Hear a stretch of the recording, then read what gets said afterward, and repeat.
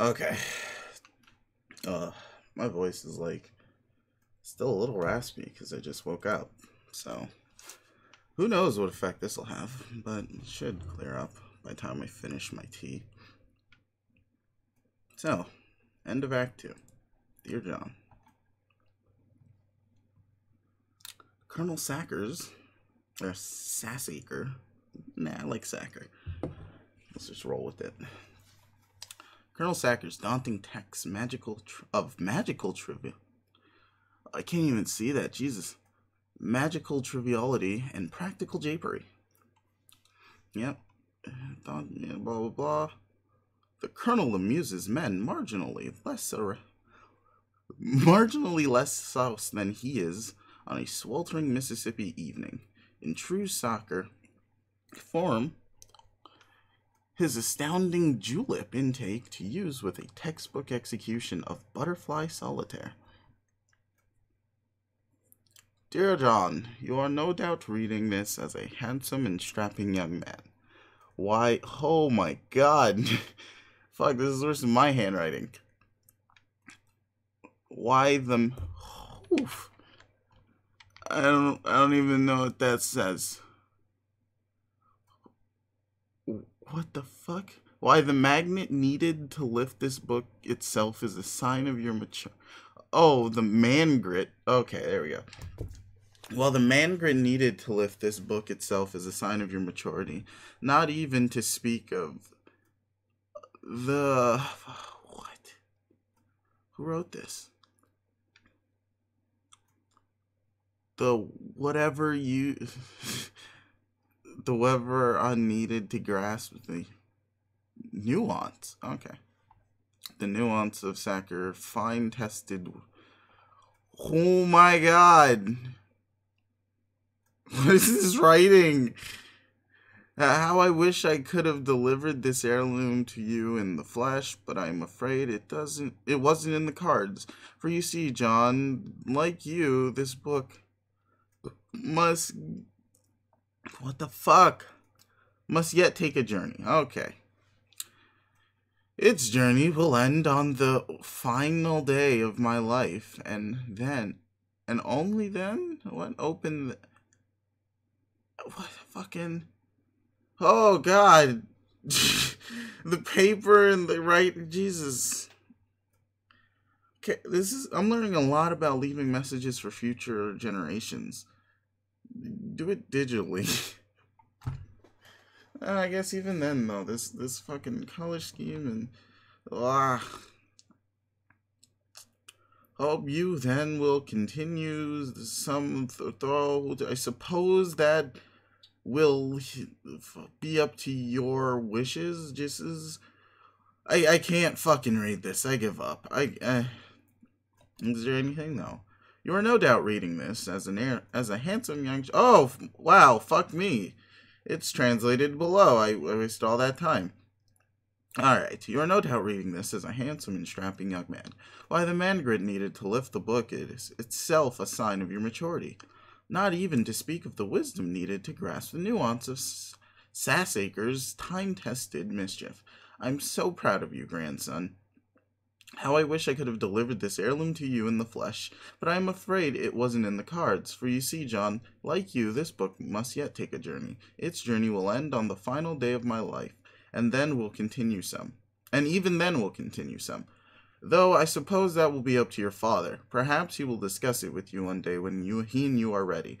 But it is your journey I am writing about to wish you luck. There will come a day when you will be thrust into another world, and once you arrive, that is only the beginning. You will soon delve even deeper into a realm of warring royalty in a timeless expanse, a realm of agents and exiles and consorts and colonel sprites of toiling underlings and slumbering denizens, a realm where four will gather, the hair of breath and seer of light, the night of time and witch of space, and together they will ascend. John, if you only knew how important you were. I regret my passing came so early in your life, and yet I feel in my heart we have already met. But what I know for sure is that we will meet again. Until then, John, I do hope your father keeps you well fed. Aw, with love, Nana. P.S. Woo-hoo-hoo. Oh, God. Alright. We got a sleeping person. A silly girl naps by her flowers. It is quite likely that she's tired. Oh? What? She tired herself out with a variety of silly antics, as silly girls are often known to do. She may have a silly name too, or maybe not. It's hard to say for sure without asking her. But since she's slumbering peacefully, it would be a shame to wake her up. You might as well just give her a name now. Enter name. Farmstink Buttlass.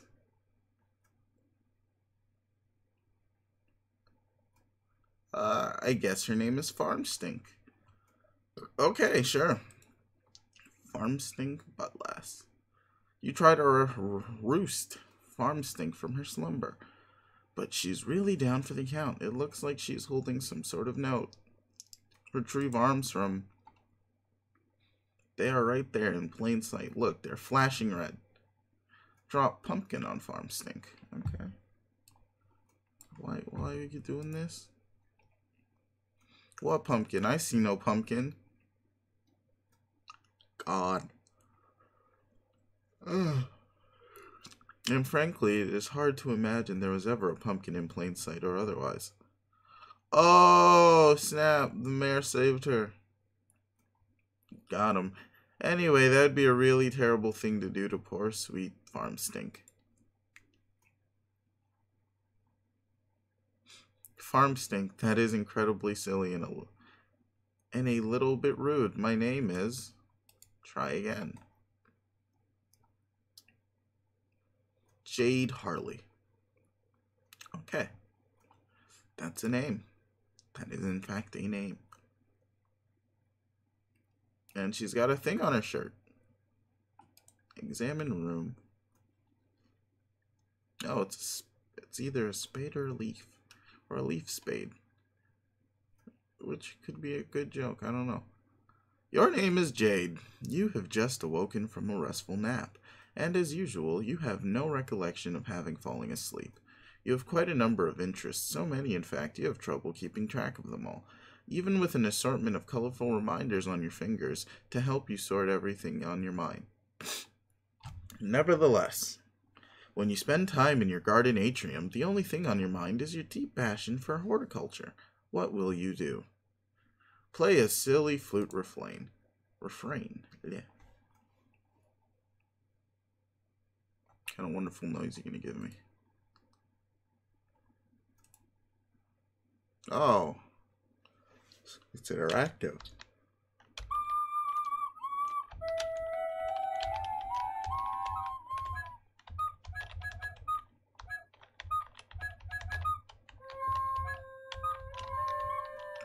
Okay.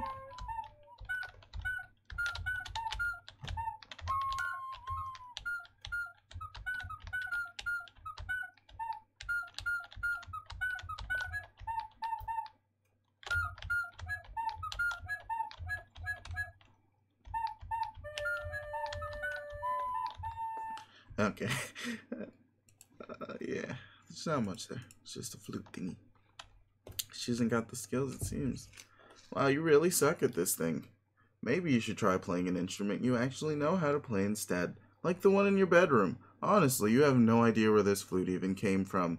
Things seem to appear and disappear around here all the time. Especially to your unending chagrin. You know what? This is a word that's bothered me for a while, because I have no idea how the fuck you pronounced it. Like, how are you supposed to say it? Chagrin. Yeah, your chagrin. Okay, sure. That is how you say it. To your unending chagrin. Any sort of large orange gourd that might be laying around, you consider throwing the flute down in disgust.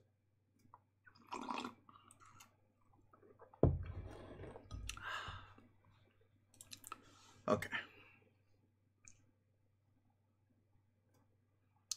On second thought, it was a perfectly nice flute, and there's no reason to take your frustration out on it. You just need some practice. But before you capture log the flute, you will need to set your fetch modus first. Set modus. Oh, shit. We got Pictionary. We got Monopoly. Memory. Operation, Guess You, Ouija, Battleship, Jenga, Connect 4. God damn. That is a lot of fetch moduses. Or fetch modi.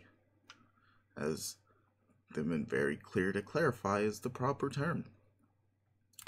You have a wide variety of fetch modi to choose from. You were really excited when your grandma bought you this modus set for Christmas. Oh, your grandpa. Okay. He's a total badass, even if a little strict. You typically opt for the memory modus when it comes to matters of day-to-day practicality.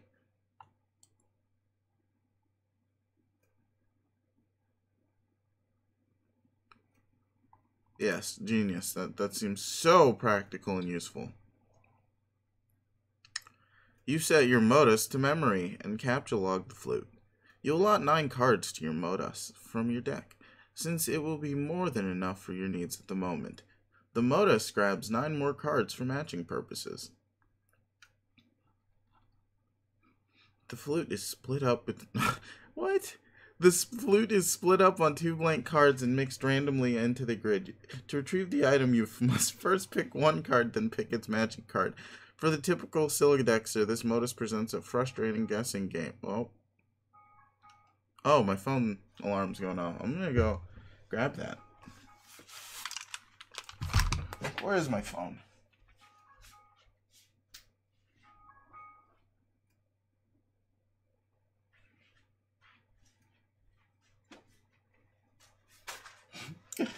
Okay, so, yeah. Alright. For the typical Syllodexer, this modus presents a frustrating guessing game and a lot of wasting time on mismatching. But you like it because you seem to have a knack for always guessing right on the first try.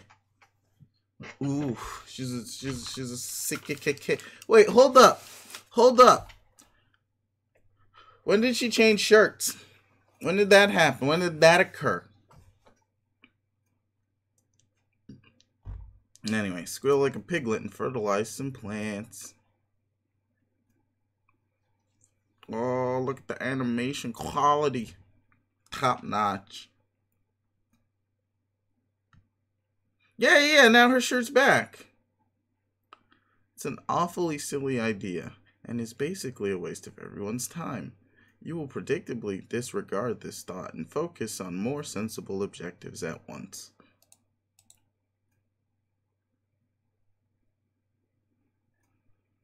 Oh my god, the dumb jumping animation is so dumb and awesome. I love it. It's just so dumb. The dumb. Oh my god. Oh my god, this is so much fun. Okay. Huh. Fertilize. And, yep, fucking up the whole deck. You capture log a bag of fertilizer. You tend to have a lot of things on your mind at once, and you can be a little forgetful. So you keep a variety of colored strings on your fingers as reminder. Each one means there's something different to remember at a certain time. In fact, looking at your index finger reminds you that there is something important to remember now. It is your friend John's birthday. The green string reminds you that it is John's birthday. Reminds you John's birthday package will arrive today. The blue string also reminds you that John's birthday package will arrive today, though in a way that means something slightly different. You are further reminded that you have some things to do outside your house soon, but you should stop by your room first for some supplies, and most importantly, to see if John's online, and wish him a happy birthday. Capture log the pumpkin growing next to you. Got him. Just absolutely harvested. There was no challenge. You snap up that pumpkin, which seems suitably ripe for the taking. Hopefully. Oh. No, it's not annoying. Oh yeah, it sure changed again. Hopefully, the safety of your Sylladex will prevent it from being spirited away like so many of its ephemeral predecessors. Exit this room. Okay. It's a big ass room. Yeah, damn. Are clouds supposed to be piss colored? You make your way to the middle of the garden atrium, where a stairwell joins the 4 atrium wings. Upstairs is your grandfather's laboratory, as well as your bedroom. Capture log something. The fuck is that apple? Why does it have a face? Your memory modus is hardly any fun without so much stuff in it. Okay. So you decide to stock up on fresh produce to fill up some cards. You pick a juicy red crab apple. I used to like pick crab apples off the trees near me, and like we used to like take a bite and check if they were sweet and then throw them at people. They're actually really good. I want a crab apple tree. You go pick a nice like looking key lime.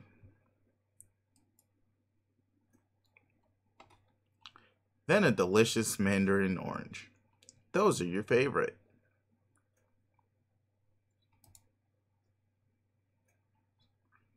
And finally, a ripe yellow eureka lemon.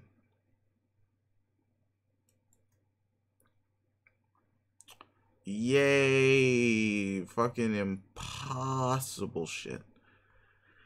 Modus fun aside, you feel it is impossible to have too many fresh fruits and vegetables on hand. Go upstairs to what the fuck? Bedroom. You almost never use the stairs. And it's another shirt. You transportalize upstairs. Just above is your room. Ascend. Those are some weird ass dolls. Kinda creepy. You enter your bedroom. On this side of the room, you are immediately confronted with numerous artifacts highlighting your various interests. Oh my god. She has, oh my god. She has a fucking poster of Dave's dumbass comics on her wall. That's a true friend. She got a print of my dumb webcomic. You are an avid follower of cartoon shows of considerable nostalgic appeal. Oh. Okay, OBS is flashing all sorts of colors, and it's kind of concerning, but... Huh. Alright, we don't seem to be dropping frames, so I hope the audio is fine. You are an avid follower of cartoon shows of considerable nostalgic appeal. You have a profound zeal for marvelous and fantastical fauna of an anthropomorphical persuasion. You have an uncanny knack for nuclear physics, and not infrequently can be found dabbling in rather advanced gadgetry. You enjoy sporadic fits of narcolepsy. Your love of gardening transcends the glass confines of your atrium, and you are at times prone to patterns of precognitive holy shit, okay. Prognostication. We're going that. You consider very briefly the question, what will you do? But you quickly realize this is only one half of your room and therefore host to only half of your interests to choose from. Explore the other half of your room.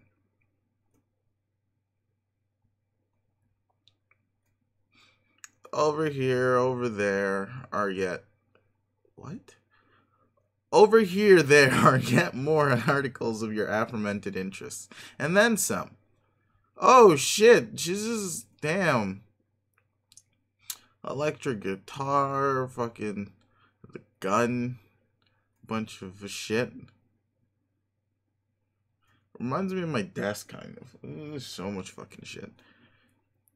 Additional telltale signs of your enthusiasm for nostalgic television mingle with your assortment of game-hunting firearms. You are a skilled markswoman, though your crosshairs would never settle on an innocent creature, anthropomorphically persuaded or otherwise. Your work table is littered with equipment to facilitate your tinkering. For you, experimentation is not particularly exact science, and you lean heavily on sharp intuition for consistently and eerily optimal results. Nevertheless, you have still not been able to get that broad, flat gizmo there to work, which is a design you have borrowed from one of your grandpa's many mysterious inventions. You are a great admirer of his, and you are not alone. Your grandfather is a world-renowned explorer, naturalist, treasure hunting, archaeologist, scientist, adventurer, big game hunting, billionaire extraordinaire. He has taught you everything you know, but in spite of all of his lessons, it is still difficult to escape his stern lectures when you are on the way out of the house to run your errands. He spends most of his time in the grand foyer, stewing in his own intensity and charisma.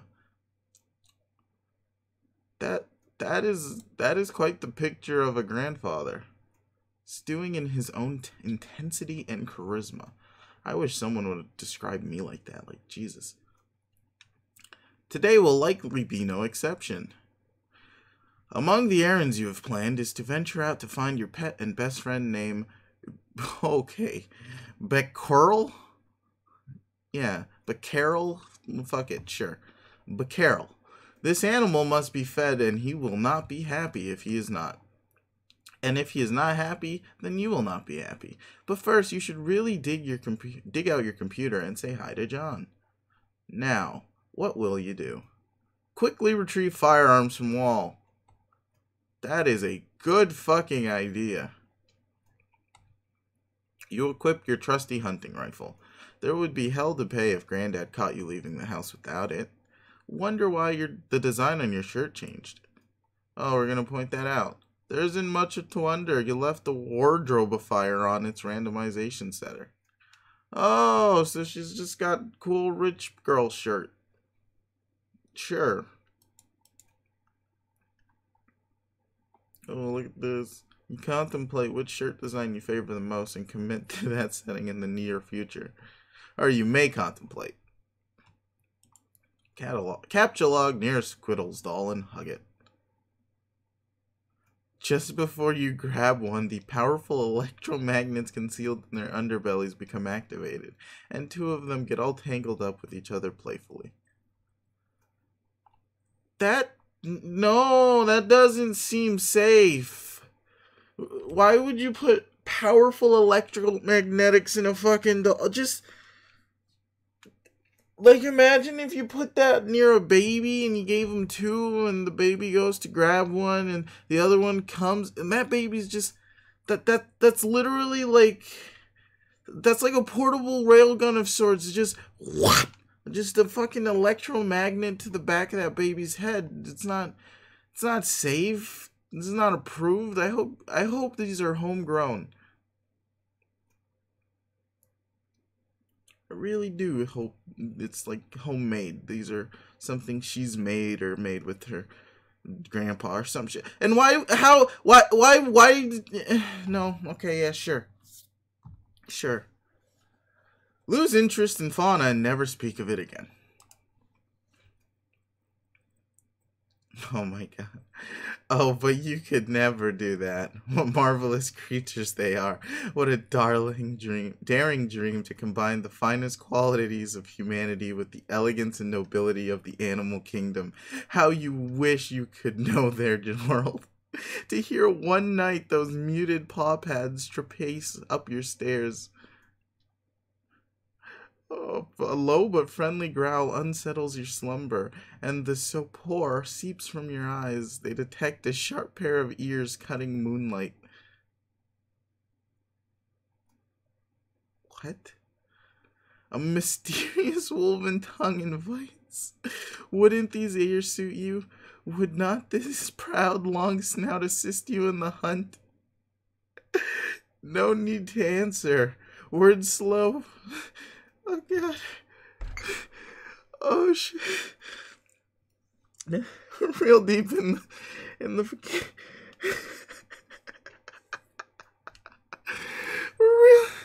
we're real deep in the fields, huh? Oh shit! Just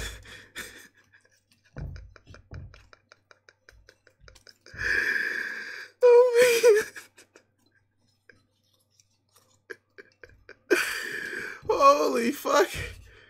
Oh god! The heart of a young maiden is not to be trifled with. The heart of a young furry, however, is scary. Okay. No need to answer. Word slog.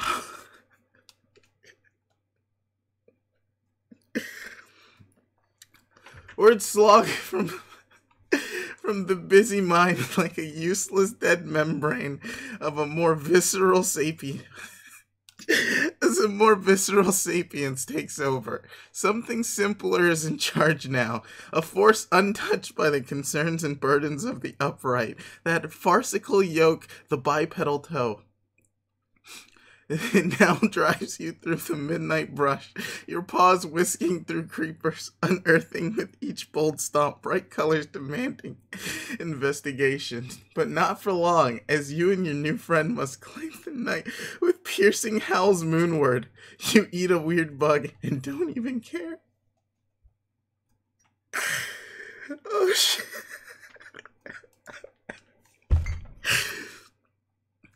You pick up your toys.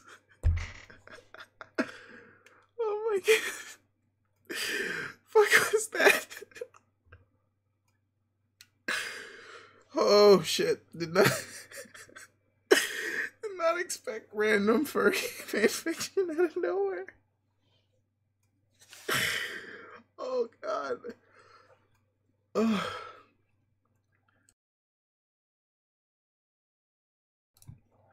Okay.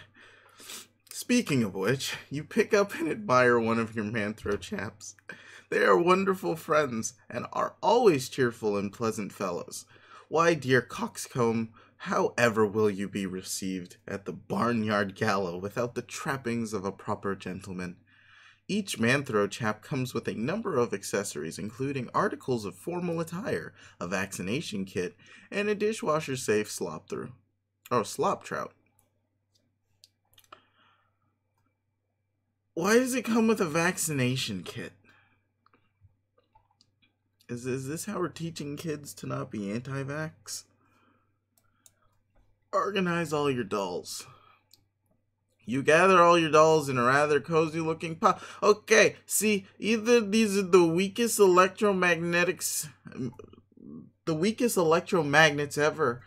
Because look, right, there's at least 4 of these things not attracting to each other. They should at least be repelling if they're electromagnets. So either these are fucking just the worst kinds, or they're inconsistent as hell, which is even worse. Who is calling me? You know what, let's see who this is. Hi, hello, you've reached... Hi. Hello? Hi, hello, how may I help you? Ma'am, it's a special call regarding air duct cleaning. How are you? Air duct cleaning? Yes. Sure, yeah, hi, how you doing, buddy? I'm also good. Actually, sir, I want to tell you that our company has some special offers for you, in which we are offering you a 20% discount for whole house air duct cleaning. Okay, sir? Okay, sure. Can I ask you a question? Yes. Do you have a free discount? What are you saying, sir? Do you have a free discount? Can I just not pay you? Sir, can you speak loud? I did not understand what are you saying. Can I not pay you? If you don't pay me. Yeah. Would you accept 0 monetary funds? No, sir, I did not accept it. Well, that's the only offer I'm willing to give you. How about this, okay? You take my offer, you go, you talk to your boss, you talk to your buddies, you guys think it over. I can give you a whole lot of exposure, okay? Trust me. You just come, you clean the ducts, and then you leave, and I'll never talk to you again. You don't have to talk to me. You get the satisfaction of knowing you got to help somebody get some clean air in their house. How about it, buddy? Will you allow me not to pay you?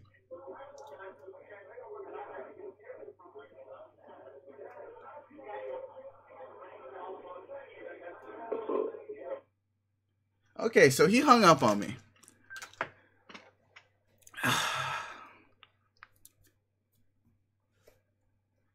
You gather all your dolls into a rather cozy looking pile. Change wardrobifier setting.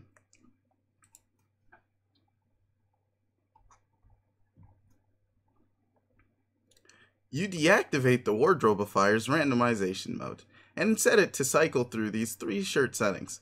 The decision was tough, but you think you came to the best possible conclusion. Please don't be the fucking star. Oh, hey, there was a poll. Oh god, how many votes is that? 1,700, damn.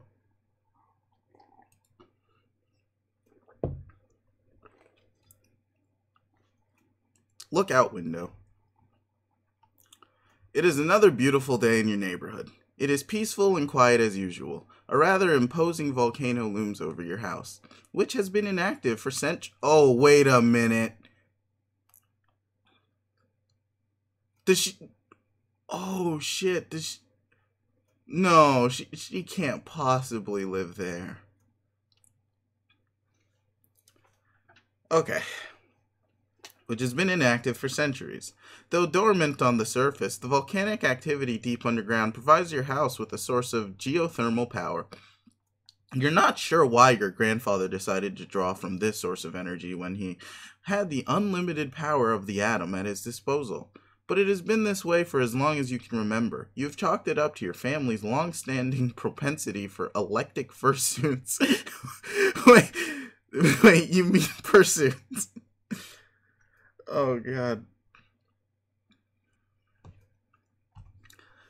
I might have broke that guy, but, you know, I'm not a fan of cold calling.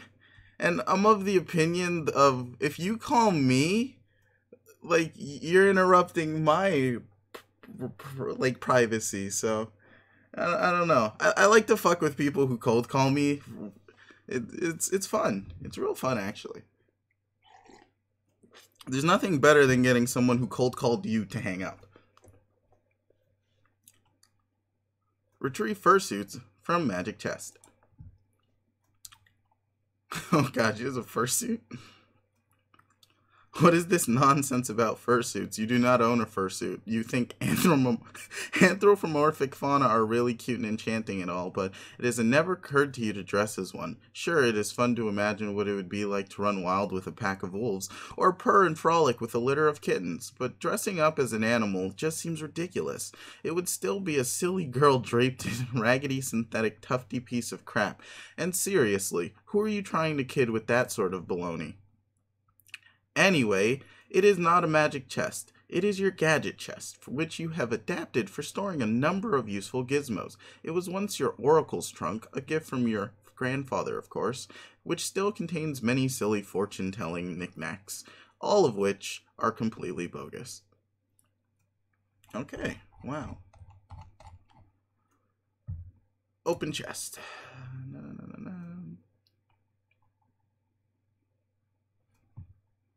Oh, that's a lot of items.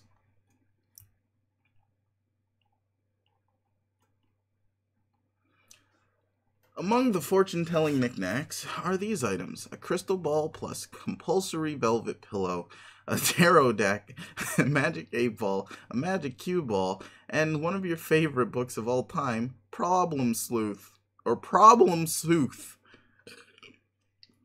Among the useful gizmos are, of course, your computer, which you keep inside a fun lunchbox for easy transport. And a couple of gizmos you keep handy so you don't always have to make the long trip to the kitchen.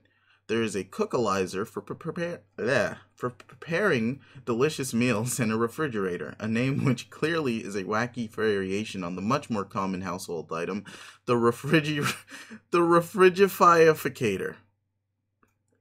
Examine Magic 8 Ball and Magic Cue Ball. Actually, why the fuck would you have a Magic Cue Ball? What does that even do? Those things are stupid and useless. When the Magic 8 Ball isn't being frustratingly ambiguous, its forecast is always wrong. You've tested it numerous times with certain facts you know to be true.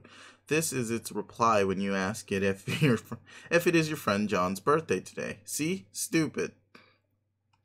You guess maybe it could be used as a reverse prediction device and always trust the opposite of what it says. But that seems dumb to you. And anyway, this thing gives you a bad vibe. You might consider smashing it.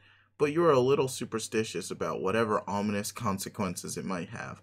Even if the occult talisman is in question. Even if the occult talisman in question is a cheap piece of garbage. Ugh. The magic cue ball, on the other hand, is said to make predictions with alarming precision and specificity. Unfortunately, it lacks a portal on its surfaces that allow you to view the prediction. You put both of these pieces of junk back in the box. Oh god. Capture log refrigerator.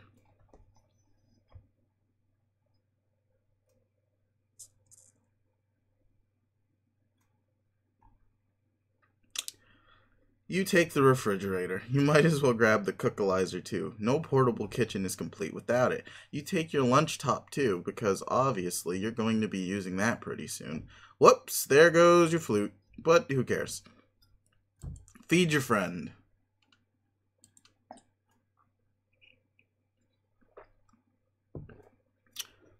Yep, that was, that's just the way you clean your desk. Before you go to feed Beck, you will prepare a meal for him. You clear some space on your work table so you can set up your refrigerator and cookalizer. Oh.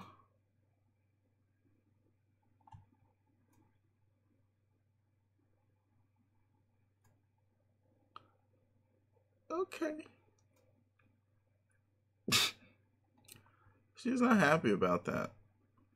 Just for fun, Jade allows you to take a stab at matching the cards to use the gizmos. It doesn't present much of a challenge for her, so she figures she might as well step aside while providing a few generous hints. No, no, warmer, warmer, cooler, cooler, cold, warmer, yes, no, cold, ice cold, warmer, warmer. Hey, we got the lime. Is that not what she wanted? Okay, sure. You've selected the key lime. Way to go. Oh, we're gonna go back. Whole lot of selection minigame, huh? Hey. Hot. Wait. No. Cold. Really cold? Frozen fucking tundra. Oh god. Take another crack at this. Oh. Congratulations. You advance your matching skill to the new level. Yukon Hero. Legacy of the Frostbite Amputee. Jade is beginning to regret breaking the fourth wall for all of this ill-advised escapade. Oh, for this ill-advised escapade. Okay, one more time. If it were known in advance how terrible you were going to be at this matching game, the author may have given second thought to preparing this cool interactive flash implication. It's not. It's not. Fuck you and your fourth wall bullshit. Look at all of these fruit on the loose. Good luck trying to settle them down now. Why are these fruit actually living?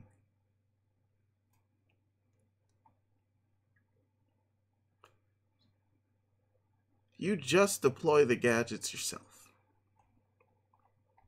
Stick fruits in the refrigerator to keep them fresh. I'm not a fan of jokes. Jokes make me upset.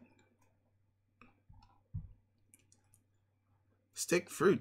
Yeah, okay. Stick fruit in the refrigerator to keep them fresh. Yeah, okay, sure. Oh, excuse me. These fruit are unlikely to become less impotent anytime soon, regardless of where they are stored, but you stick them in there anyway. Ooh, there's a dial and settings. You take a look at the refrigerator's rotary interface. You wonder what he's in the mood for today. Press the steak button. Ooh, that's a fucking huge steak.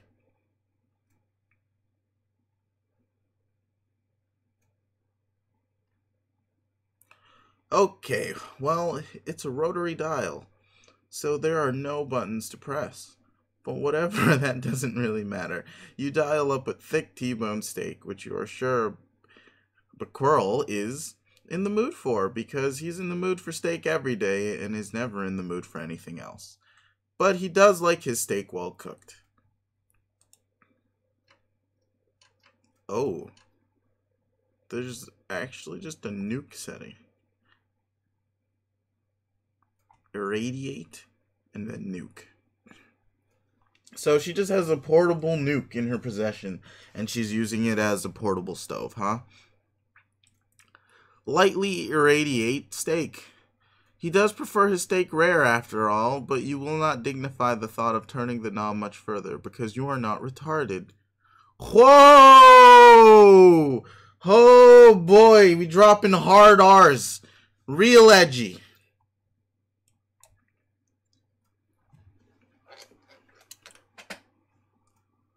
Alright, I've got a green snake.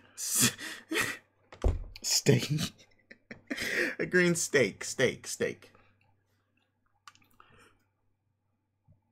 You capture log the irradiated steak and save it for your trip outside. God, yeah. Fuck it. Sip. And save it for your trip outside. You probably shouldn't waste much more time. You wouldn't want all those nice depleted steak isotopes. You wouldn't want all those nice depleted steak isotopes to settle down. Examine the atomic base by your bed. Oh shit. You wouldn't exactly call it an atomic base, but it is heavily customized to accommodate a high level of musical virtuosity. A perfect instrument for the electrically spirited. You've tuned the strings way down, of course, because your stumpy arms can't reach the low notes. Oh, that's sad. Oh.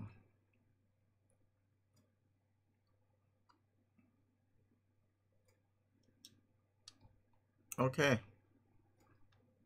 You switch your electric bass to its advanced setting, but you promptly switch it back because obviously it's too complicated to play it in person like this. The default setting is your preferred mode for casual jamming. And since you can't possibly waste enough time playing music, casually jam is exactly what you're gonna do. Okay, sure.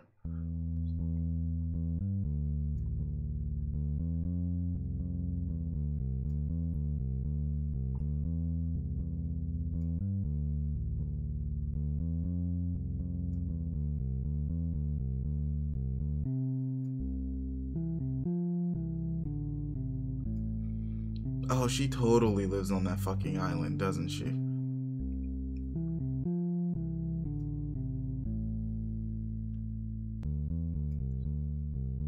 God fucking damn it.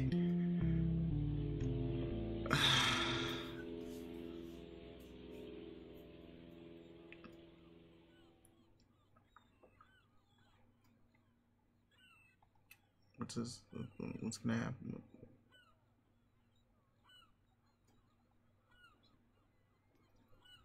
Oh shit, shots fired in Pachinki.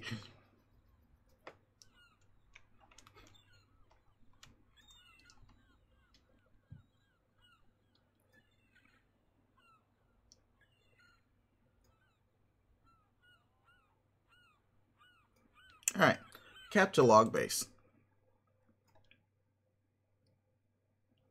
You take the portable amp from the wall socket too. Oh. Okay. Sure. Open lunch top. You like to make yourself comfy in your plushie pile before getting down to business with your computer.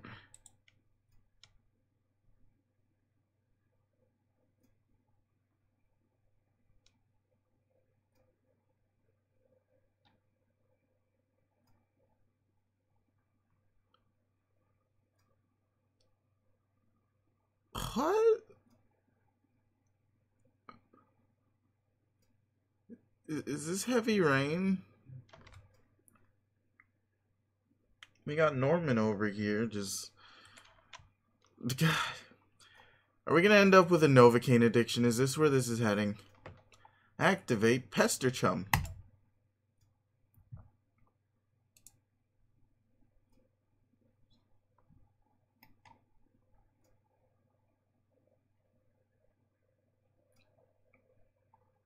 Oh, oops. She's got the dopest little user interface here. This is a lot of cool shit. How was if I click that? Oh, and then, hey, that's cool. Hey, look, John is online. Hooray! Also, it looks like Dave pestered you about something yesterday, but you missed it. Alright, game pestering, blah blah blah. Happy birthday, John. You greet John, but he does not respond. He is undoubtedly gallivanting around his house in a state of barely restrained birthday mirth. He may also be retrieving the 2 packages and the 2 envelopes which you are certain came in the mail for him earlier. You will wait a little while and see if he returns before you head out. See if Dave's left you a sweet new wrap. Hey, oh, you're asleep again, aren't you? Or do you even know if you are? I still don't know how that works.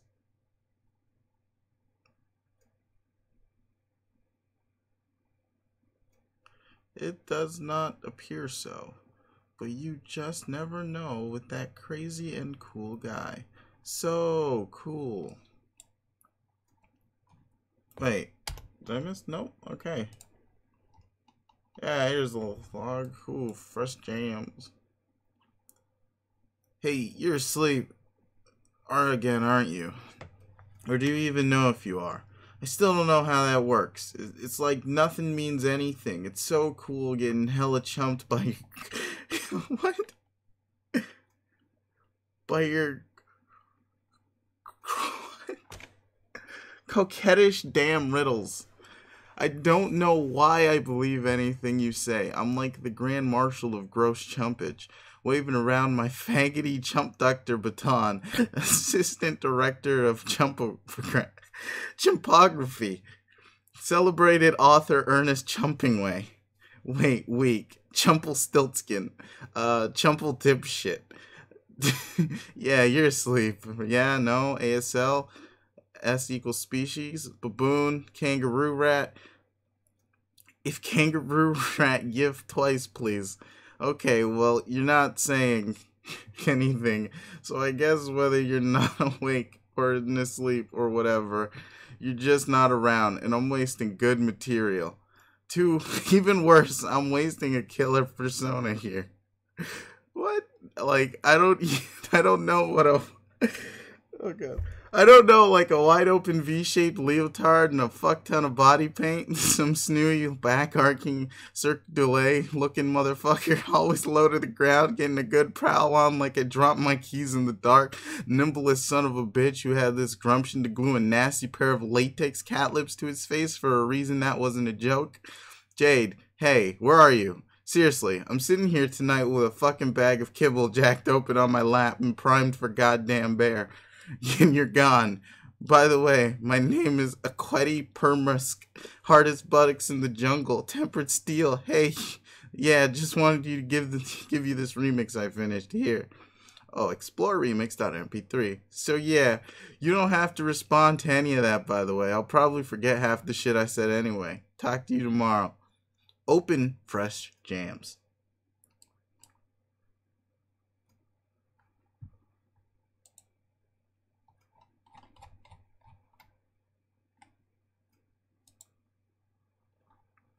Oh, these are a lot of tunes. Can you play all of these? Oh shit.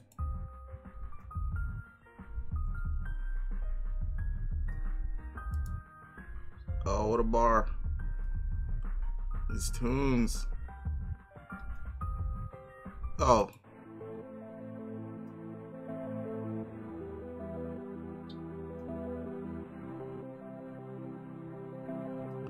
When does the bass drop?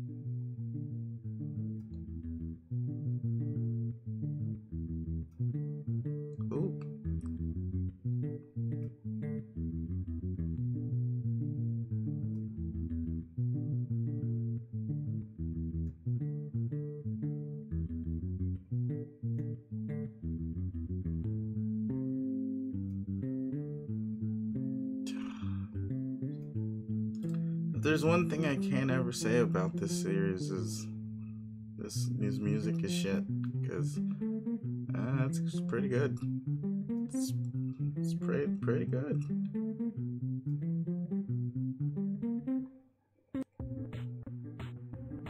Oh.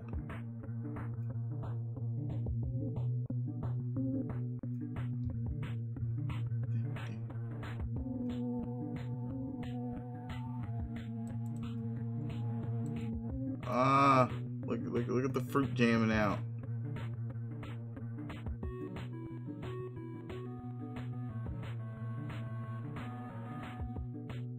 Huh. Alright, what is this one?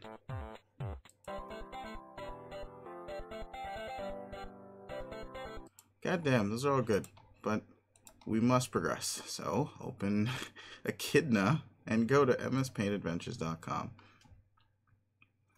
Boggle vacantly at these shenanigans. It begins to dawn on you that everything you just did may have been a colossal waste of time. You open your web browser and visit MSPA. You navigate to a random page in the middle of the latest epic. Looks like he was just finishing up some weird, sort of weird tangential intermission here. Whatever it was, it clearly advanced the plot in no relevant way whatsoever. And intermission. Oh, fourth walls. Midnight Crew, Act 1031.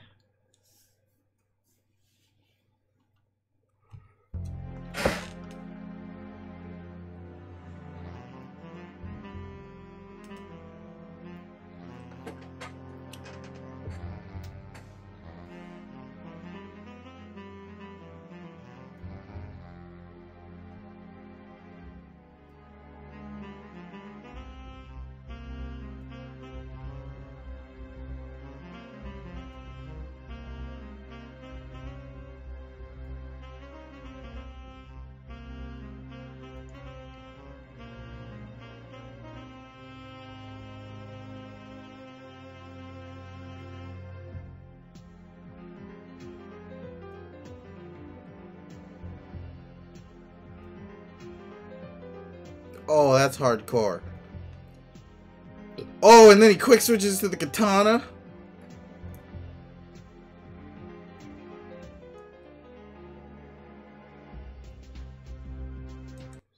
Midnight Crew, so cool.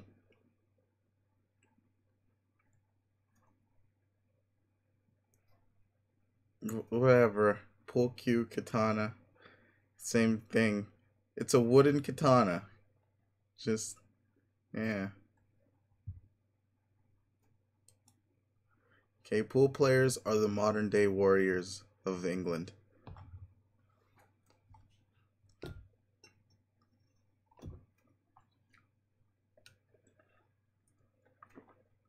Or what do they call it in the good land of tea and crumpets? No, not billiards. Snooker. Yes. The snooker warriors of modern day United Kingdom. Oof, that's... and I want that as a poster now. Just a bunch of badass looking snooker players.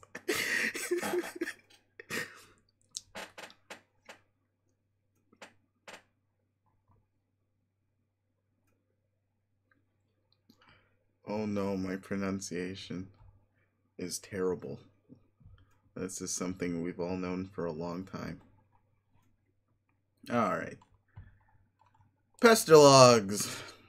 Hi, Dave. Hey, sup. Not much sup with you, bro. He.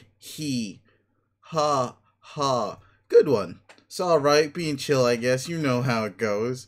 Great. Feeling cool today, Mr. Cool Guy? Oh, man, you know it. So cool. Oh my god, why does she keep doing that? Oh my god, have I read this? I don't know, but you know shit is ice cold up in here. Shit is wicked bananas, I'm telling you. So have you talked to John today? Yeah, we were just talking a while ago how he sucks as a Sylladex. Can you believe he uses a stack? That kid is ridiculous. Lol, well, that doesn't sound like much fun. What was it you use again? Wait, never mind. I forgot. Whenever we talk about your goofy moduses, I get a migraine. But what do you want with John? Yeah. Tell him happy birthday, ask him about his package. Oh yeah, I was sort of being cagey and told him to check the mail because I was wondering if mine came yet. I think it did. Yeah, I did read all of this. It's all we're repeating content because shit, he's a total badass. Your granddad's awesome. Fucking devil beast out behind the woodshed and blow its head off. Yeah. Okay. Conversation. Back to Dave. We're finally gonna continue his bullshit. Yo, his brother is fast as fuck.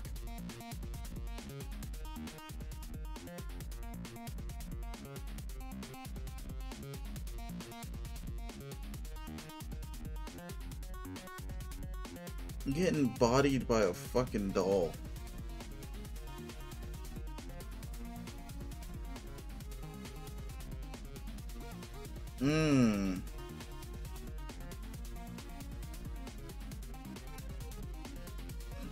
Fucking bodied.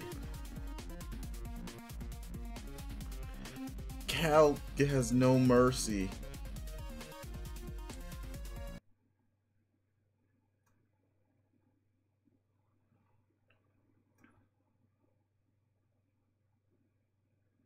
Ooh. Yay, more super tech. Wait, hold on. So, is this like... This is like a Microsoft something, or what is that called? The HoloLens or some shit? There we go. She's got a straight augmented reality fucking lunchbox. This is dope. I want one. Anyway, Pesteros.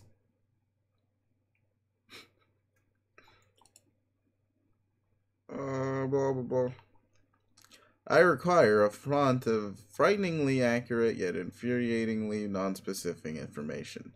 Do you know where I can find a wellspring of this sort? Haha, yeah, okay. But we can't talk for long. You have plans? Well, yes, I do, but it's just that you will lose your internet connection soon, and we won't talk again for a pretty long time, not until you enter. Enter? Yeah. This is what I was talking about. There was this itch that needed scratching. My avarice for the inscrutable. It is limitless. Well, what did you want to know? You've been insisting today was the big day. We would all play a game you didn't know the name of. A game you said I'd get in the mail and did. One that would help me answer some questions. But Strider's being obtuse. I can't catch John at his computer at all. You don't even have the game yourself. And on top of all of that, my internet is unstable. So are you sure today is the day? There sure are a lot of challenges, but yes, I am sure. Dave is cool. You know he will come around when the time is right. He just has a lot of he has a lot of work to do first. And so do you. You'll need to keep searching for a stable signal and power source. It will be hard, but don't give up. And don't worry about me either. Focus on playing with John first. Kappa. It all starts with you two. Is there nothing else you can say to prepare me for this? I'm sure you think little of blithely upsetting dark forces. Or blithely. Yeah, blithely upsetting dark forces with Grandpa Moreau over there on Hellmurder Island. But honestly, I've only read a few books on it. Ha, Dark, that's ridiculous. I don't really know what to tell you other than it is going to be what you think it is. Or it's not going to be what you think it is. And most importantly, you will have your questions answered, but they will be the ones you haven't thought to ask yet. Just be patient and be brave. You'll see. It will be fun. Uh-oh, looks like you've got to go. Take care, Rose. Okay, be the other girl. Back to the grave. Cool. You are now the other girl, several hours in the future. It appears a secret passage in the mausoleum has been opened. It is getting awfully toasty in here. You gather up your belongings, including your dead cat. Descend. Stop being the other girl and pester John again. You've spent enough time for now concerning yourself with the future of your friends. John will not be available until later, and by then, he will have his hands full, as will you.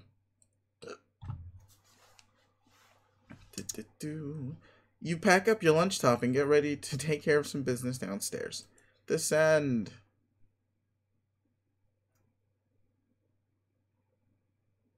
Oh shit, the blue one! We forgot about the blue one!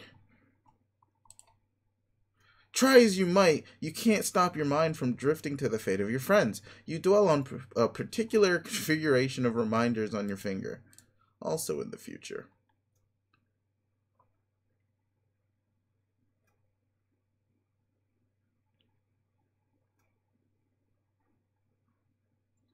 Oh, what? Okay, there's an arrow to click. Was that a... Oh, it's a forward arrow! Oh, shit!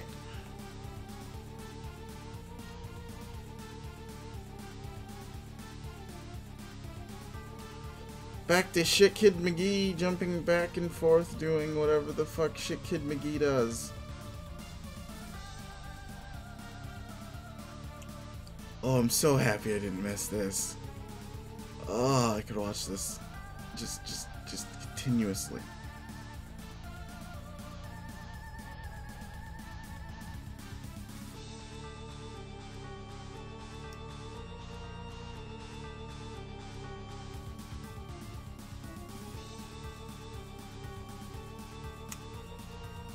Oh, thank God, yes, an endless loop of John getting his ass whooped. Oh, this is glorious retribution. Fuck that kid.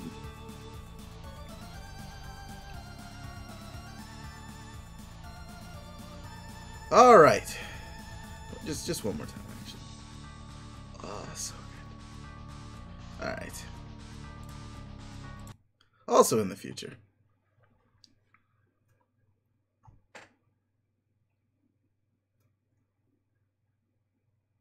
Hey, it's Snick. Okay.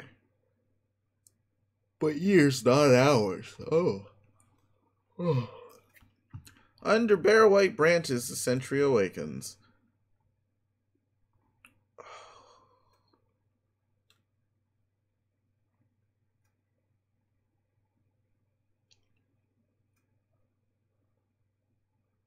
Huh. We're a mailbox eating sentient being. Oh, she don't look happy. Fuck the. Oh, shit. Oh. You know what happens next, right? Everybody knows. Oh, we're updating the game fact. Alrighty then. Some stuff about capture codes and punch card alchemy. Is anyone actually reading any of this, or are they all dead? I don't know if anyone besides us is even alive and playing the game, or if anybody really cares of what we have to say. Rose said I should add some stuff to this FAQ if anything occurred to me, so I guess I'm doing that. I figure at the very least it will be good reference for just us to use. But Dave probably won't read any of this because he's sort of this whopping stupid horsebutt. Oh my god. Whatever. I finally figured out what those weird codes on the back of capture cards are for. Well, maybe not what they're always for, but a way that Spurb has exploited them for an in-game purpose. Every captured item stamps the card with a unique code and a gizmo in Spurb called the punch designex will punch a unique pattern of holes in a card which is derived from that code. The punch card can be then used with other gizmos to duplicate the item and or combine it with another item. I got to thinking about this, and with my amazing hacker skills, I noticed a trend. The whole pattern is based on a fairly simple cipher. Converting the capture code to binary, then the binary pattern is punched, where 1 is a punched hole and 0 is an unpunched slot. So here's the table just to be clear. There are a couple oddball characters, exclamation mark and question mark at the end to bring it up to 63. 0 through 63 equals 64 total, i.e. 6-bit. Because the binary representation of the captcha code characters are 6 bits each, which each have a range from 0 to 64. So, for instance, the capture code for the hammer is NZ7UN6BI. Look up the index for N first, which is 49. The binary of 49 is 110001. Keep doing that for all the characters you get, and you get NZ blah blah blah.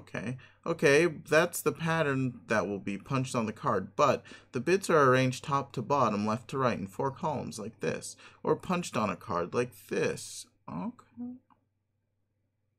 Wow, okay, that pretty much looks like shit, but you get the idea.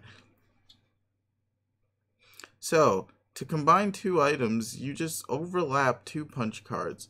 Only the places where both cards have a hole will show through. So it's sort of like a bitwise AND operation on both cards. The new pattern gives you the code for the new item. For instance, combining the code for hammer and a pogo ride gives a new code with less holes, obviously, which translates to 126GH48G.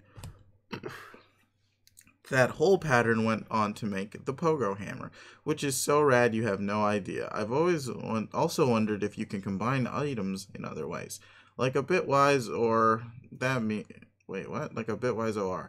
That means combining the cards to get more holes, not less. So,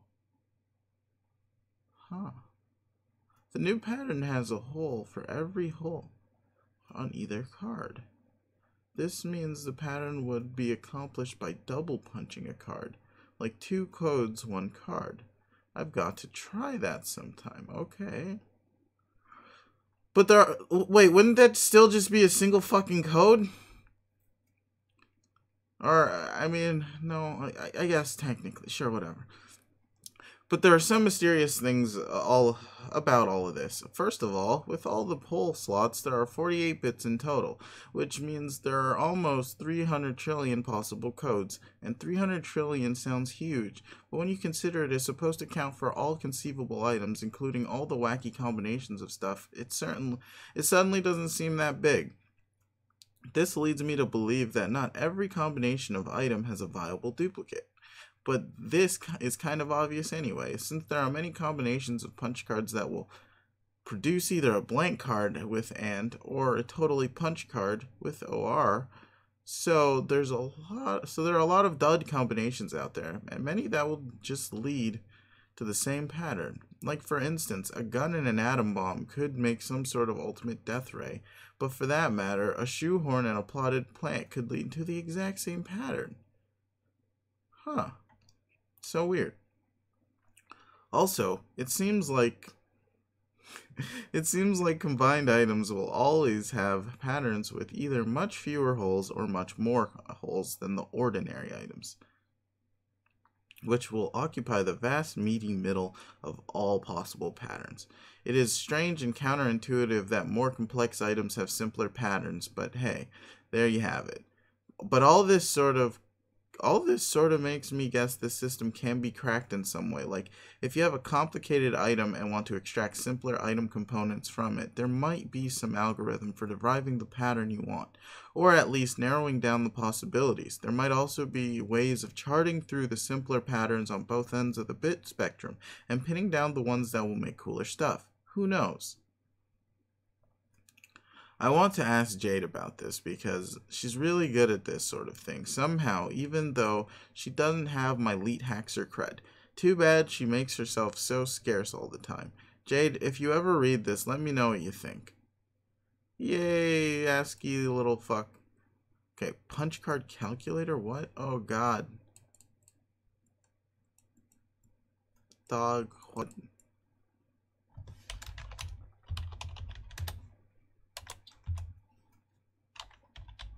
Huh. Oh, cool. So it just makes one.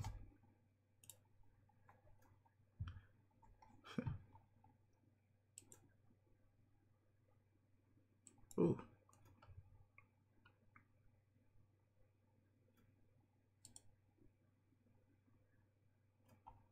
Where does this go? You enter the laboratory. Look for mad scientists. There are no scientists to be found, mad or otherwise, or anyone for that matter. The lab appears to be deserted. There is a kiosk, though. Oh. What the fuck are these? Oh! It looks like the kiosk monitors... It looks like the kiosk monitors the lab's enormous hub grid. Okay. Actually, they're not that big if she can do that, but okay. Transportalize as far down as you can go. This is as far down as you can go.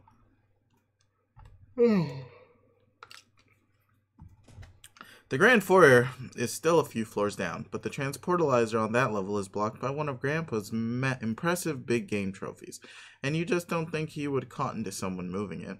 Speaking of which, here are some of his trophies now. He has 1,000,000 of these ghastly things. You really dislike them. What a hating-ass child. Yeah, well, you know what? Shut up. It's my pronunciation. This is Tostky English. Proceed. You hop down a level. Granddad also likes to accumulate valiant knights from his travels. These are pretty cool, you guess. Keep going. Oh yeah, how could you forget about his stash of decrepit mummies? God, you hate these things. Why the fuck is there so... God damn, that's... No, that is creepy. Don't stop believing. Hold on to that feeling. Oh, yeah. This is your grandfather's collection of what he refers to as his beauties. No lovely lady will be fit for his collection unless her portrait has spent at least 20 years bleaching in the front window of a beauty parlor, a sort of establishment he's plundered no less frequently than ancient tombs. You guess they were sort of like your sisters while growing up, and you were always encouraged to look up to them. They were all awfully pretty ladies, you suppose, but it was always hard to get as excited about them as Grandpa. Jade, study hard and keep your rifle at the ready. When adventure summons, I know you will rise to the task and take your rightful place among the daughters of Electia. Or Electica. That old coot sure is a bag of wind. Complete your descent. I don't... Okay. Oh! Jesus Christ.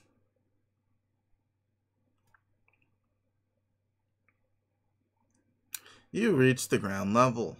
This is the stupid thing blocking the transportalizer. It is unspeakably hideous. Down the southeast hall is the grand foyer. You'll have to cross through it to leave the house.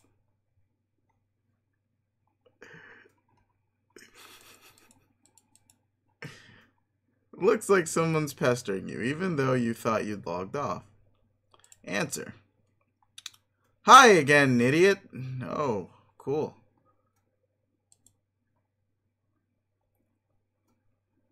Oh no. So I guess today's the day you finally fuck everything up. Is there nothing I can do to change your mind? You can leave me alone. How can you be talking to me after I blocked you and after I logged out? You don't get that I'm better and smarter than you in every way, forever. You don't get that because you're incredibly stupid. I get that you're a jerk and you should shut up. Goodbye, you jerk. Oh, jeez. Look at the kiosk. Oh shit, that's hella grids. Looks like a mapping of each hub's index. It appears one of the hubs was recently unlocked. Go to the center and do a doofy dance. At the center, you find a little stage that looks perfect for supporting a spectacularly silly dance. Or it would if standing on it didn't make you a little nervous. And also if that didn't sound like a retarded idea given the circumstances. Jesus Christ, we just dropping these R-bombs! It looks sort of like the various contraptions you've been deploying in John's house. You wonder what it does. Attempt to plug laptop into nearby hub.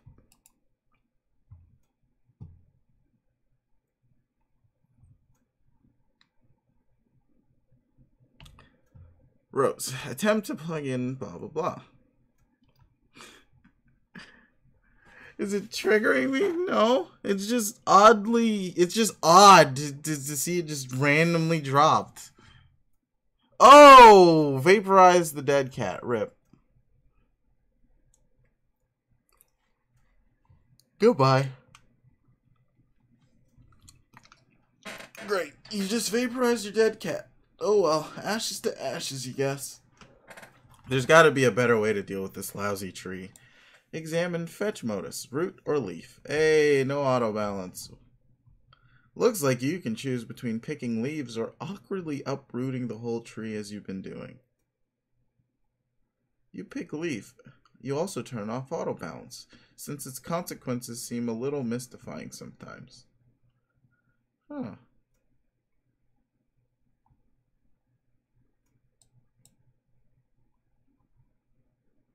You gather up all your items again in an order that places your laptop in a conveniently accessible leaf.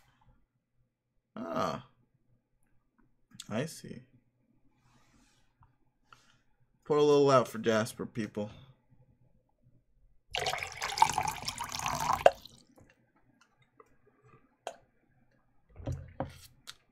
Alright. You gather up all your items again in an order that places your laptop in a conveniently accessible leaf. You're not sure why you didn't do this a lot sooner. Kind of a funny looking tree now, but your concern for structural elegance is at an all-time low. Find the unlocked hub.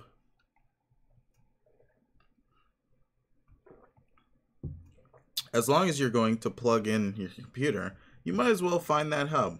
Here it is. Hub SN Lab 0413.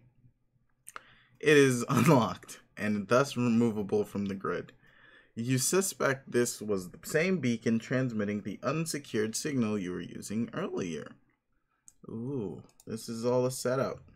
No, that's just water into a different glass on my desk.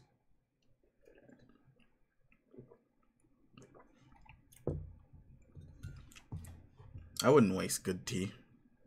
I drink that. You pick the laptop leaf from the tree. Yeah, we just grab it out from the scene because sure.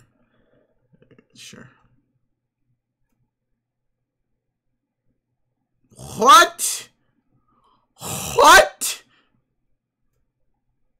You plug your laptop into the hub, then capture log the hub, and then the laptop. There must be a better place around here to set up your computer.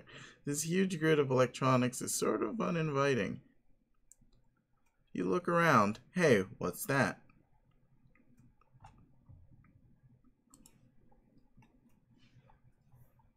Skynet Laboratory, unestablished in, 3 minutes.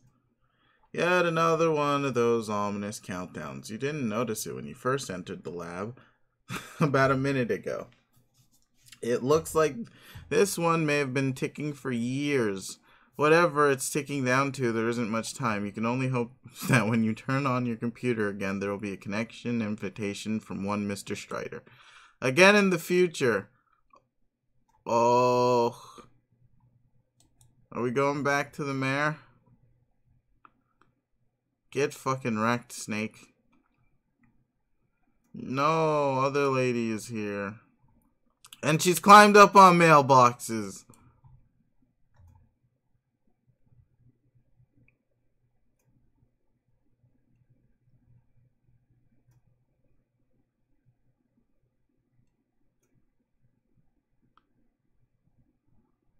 Mailbox failure. Okay. Nope. Oh, yep, wrecked. And we've gotten kidnapped also. We've really got to learn to stop getting into random just things in the desert. It's not working. Yeah, there's a letter in the mailbox. I don't know what the letter is. I can't click the letter. but away we go. Abscond. Back to Dave getting bodied. Absolutely bodied. Let's just enjoy this for a bit, because as much as I love Dave... Oh, there's an arrow! I clicked an arrow. Which one? Let's see. Dude. Where's the arrow? Where did I miss an arrow? I don't know. Where's my arrows? Where? Where's this arrow?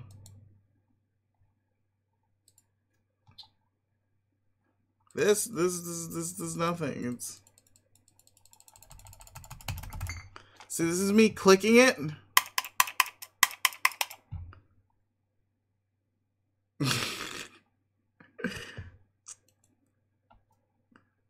Anyway. Here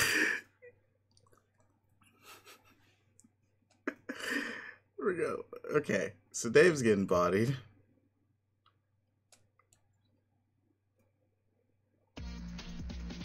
Oh, can't. Yay, we can finally get to fight brother. Oh! That's one threat and a half, Dave.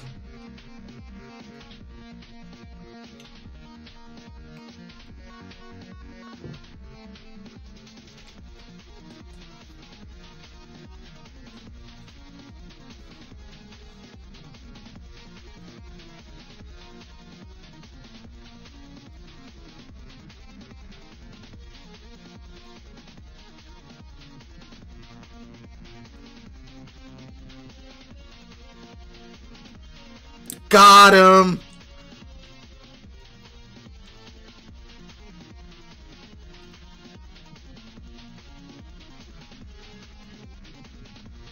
Ooh. I told you, dog. Warned you about those stairs, though.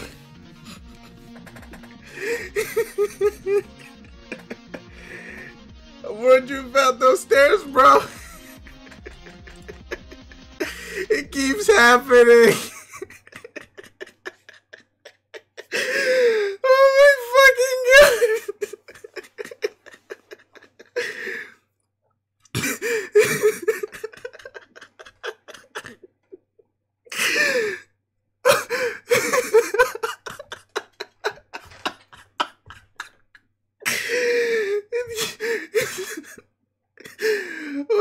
What does? Oh fuck, you don't have time to humor every random thought that pops into your head. The clock is ticking.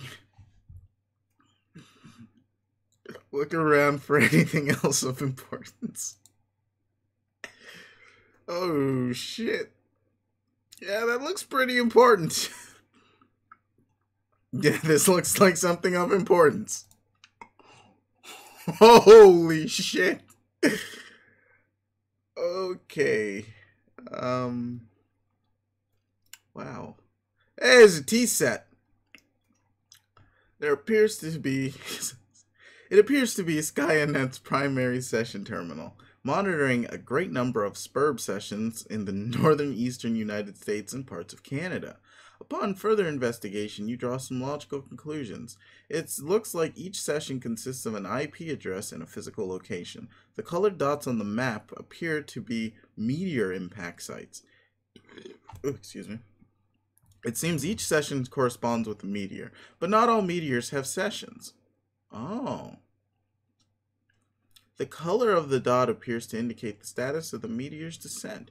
The red dots indicate meteors that have already landed, yellow are imminent, green will impact later, and blue will take the longest to touch down.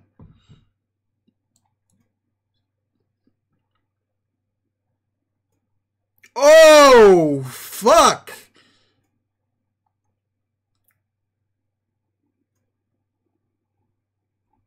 On the side of the monitor? What's on the side of the monitor?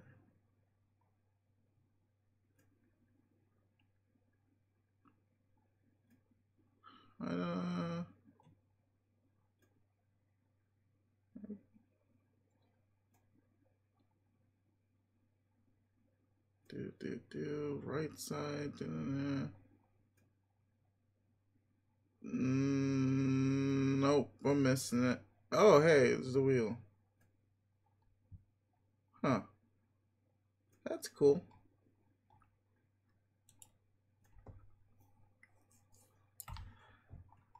I will miss all my little hints. You use the panel to center on your present location and zoom in.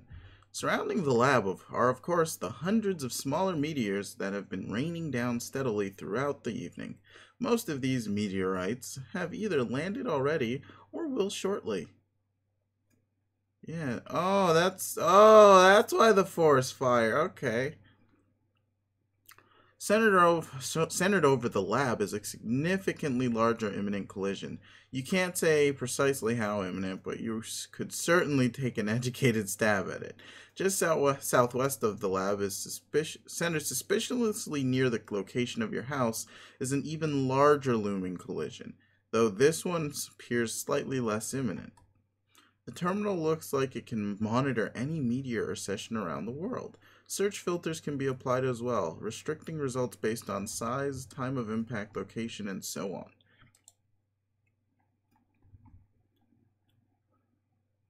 Huh. You zoom way out and narrow the search based on size. The two at the top left of the list appear to be the biggest by far. You examine only their coordinates. Why do I feel like if I looked up all these coordinates I could find out a bunch of shit? It's fine. The second biggest is centered over a U.S. city. The biggest by a landslide is, luckily for the Earth, you suppose, way out in the middle of the Pacific Ocean. And part of South America, but you know, fuck them, right? Turn on your laptop and check on John. You plug in the laptop into the hub again and turn it on. It is now powered and connected to the wireless signal the hub is broadcasting. Your SPURB session reconnects. Oh, oof. Good on you, John. Fuck you and your fucking shit kid personality. No sign of John. What? Actually, hold on. Actually, I'm now kind of realizing why wouldn't the server thing connect literally to him? Is there no, like, what kind of fucking user face doesn't camera lock on the client? Why? I mean, I get that she can move it around, but he's moved, and right, there's a circle of what do you call it, influence around the player, so how come the camera wouldn't move? Just an odd inconsistency to me. In a shit game, I guess. Last time you saw him, he was on one of the roof platforms. You will have to navigate via the SPURB interface to find him. Why, though?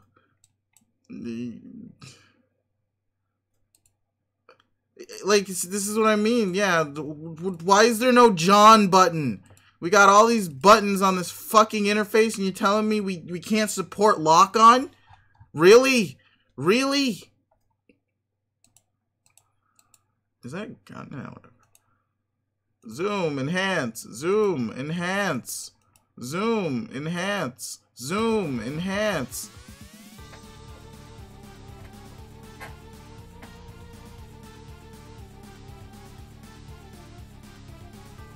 Oh, that's... How, actually, no, how would that move work? It's literally a pogo hammer. It would just have him spinning back and forth rather than continuously, no? Also, oof. Hit her with the Marvel Super. The fridge assist. Oh! The oven combo!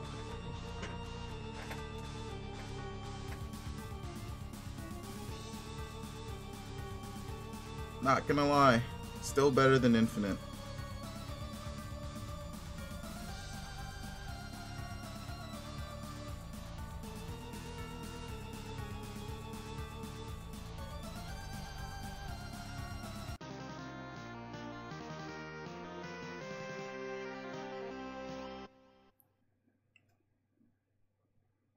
hey, he wasn't useless. Good on him. But also, fuck you, John, you dumb, stupid little dumbass dance. High five, Nanakin. Left hanging long enough. Yeah. Good work, John.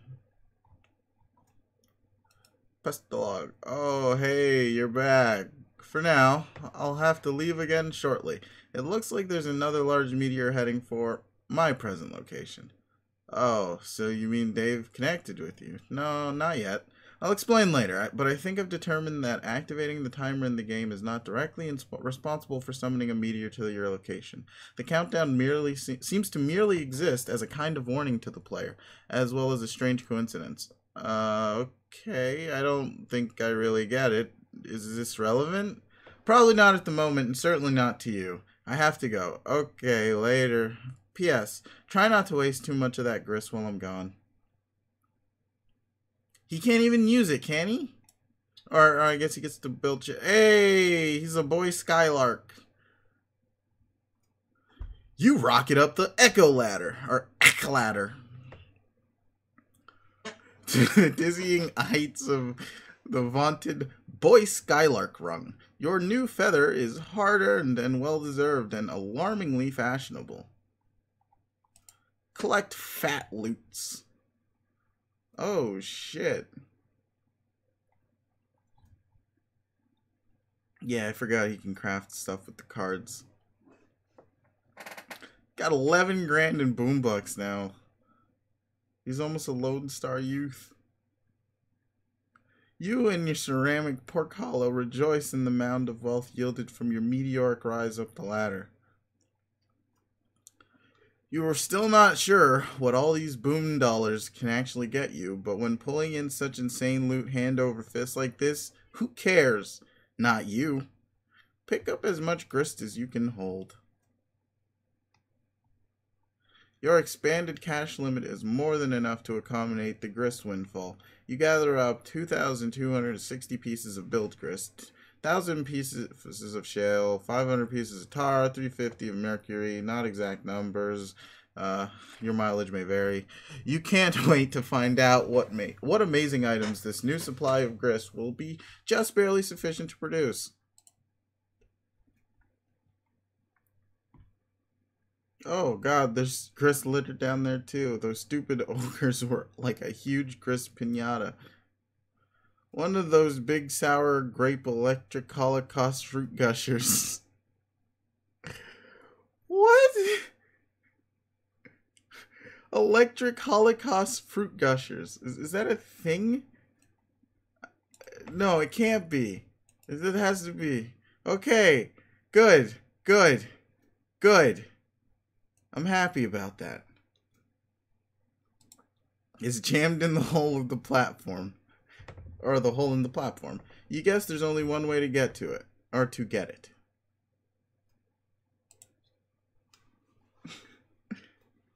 Hey, Colin of Sassacres. Oh.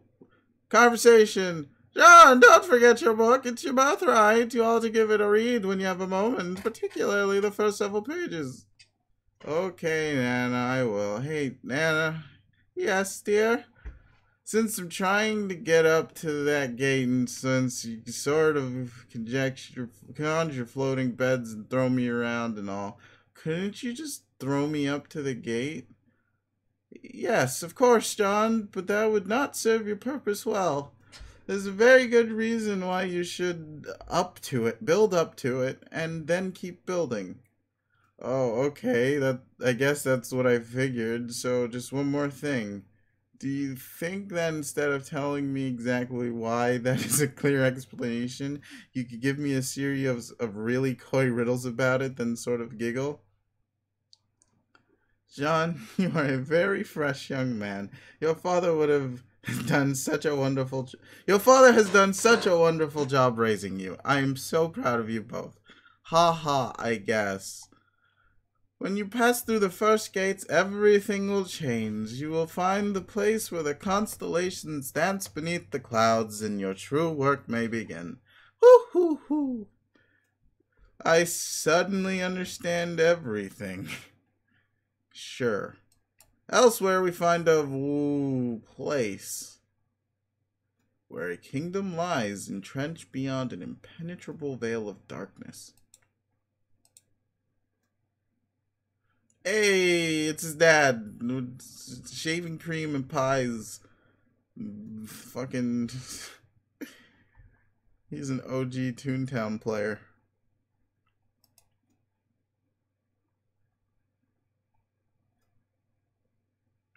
How's this gonna end for him? Oof. Got him. That's that's little ogre thing. Fuck, I forgot what these monsters are called.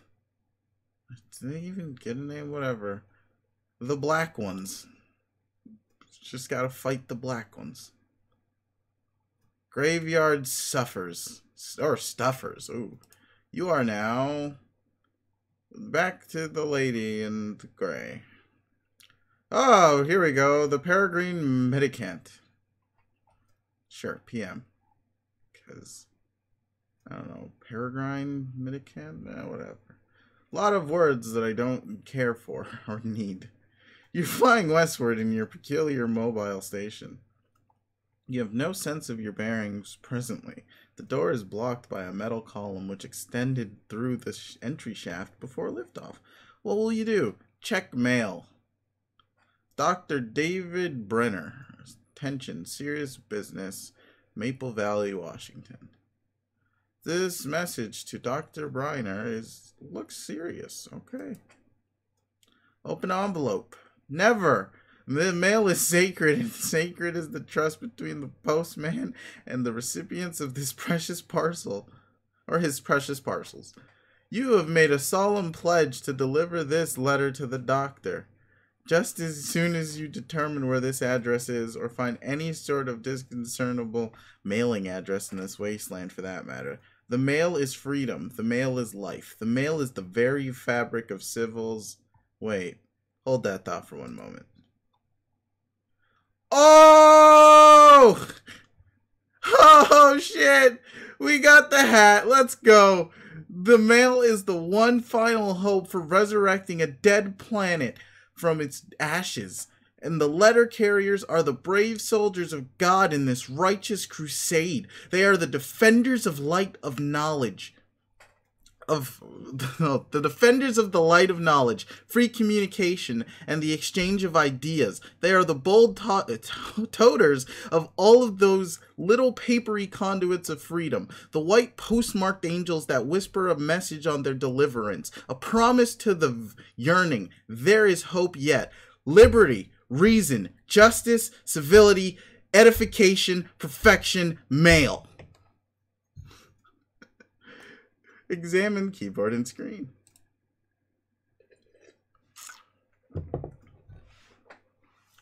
It's the terminal you use to activate the station's homing mechanism. It looks like it has now returned control to you. The default viewport displays commands previously entered, including your last and only command, home. Type view. Oh, everybody's got TVs on. However, you type another one of the previously entered commands. It switches to a view of a young girl standing alone somewhere. There's a heavy amount of video interference of some sort. The girl seems familiar to you. Greetings. Fuck, the word per minute on PM's typing is real bad. Don't I know you? No. Uh-oh. Uh-oh. Okay. So, that worked out well. Refuse to acknowledge the absurd T-set. Oh, there's even more. You successfully disregard the T-set because it is stupid and shouldn't be in a place like this. You further probe into the lab. Looks like a little girl's room. This all strikes you as a bit odd. No time for messing around in here, though. Wear the scarf. Be the rider.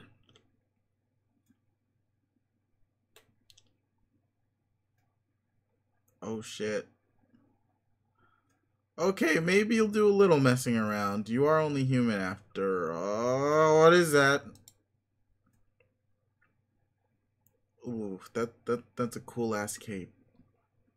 I can't lie about that one. That cape is really cool. You are accosted by a friendly mutant cat. Or mutant kitten. Resist great urge to take the wedged shale. You know you should grab this thing, but you're suddenly feeling apprehensive about entering your father's room. With all the scampering around, it almost slipped your mind how much you hate his hideous clowns. No use putting it off any longer. There's only one thing left to do. Give me a D. Give me an E. Give me an S. Give me a C. Jump down. Descend. Hey, plus 50. What the fuck? Scamper into grand foyer with wild abandon.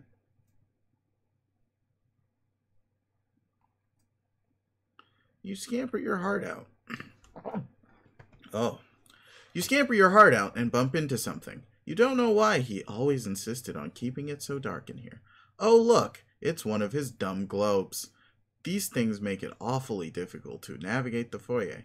We get it, Granddad. You like to travel around the world going on adventures and stuff. Lousy goddamn stupid globes. Arm yourself. Got him. Grandpa will surely have stern words for you if he catches you without your trusty rifle at the ready. That's just what you need. Another one of his blustering, mustachioed diatribes. You are rolling your eyes in advance, getting them warmed up. Actually, I don't. Why would you? But ideally, you can avoid him altogether. All you have to do is get past the fireplace and out the front door, and you'll be scot-free. Examine the chaps on the sofa.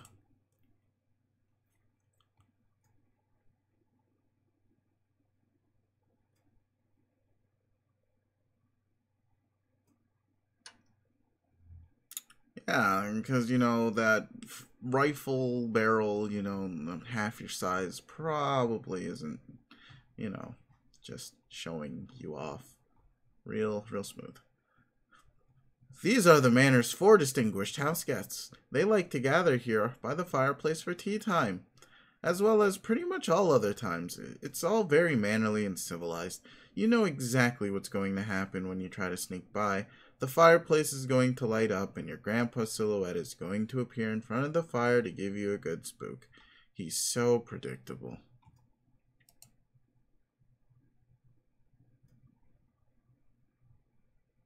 And there he goes. The old man has the flame.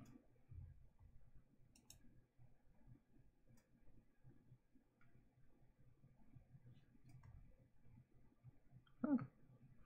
I suppose you could still manage to sneak by the crafty old man if you were fast enough. Avoiding an encounter would be ideal. Encounters with him are usually intense. Leap dramatically across the divide. Out cold, Jesus. That can't be healthy, good for Jesus. Is this narcolepsy? Like, okay.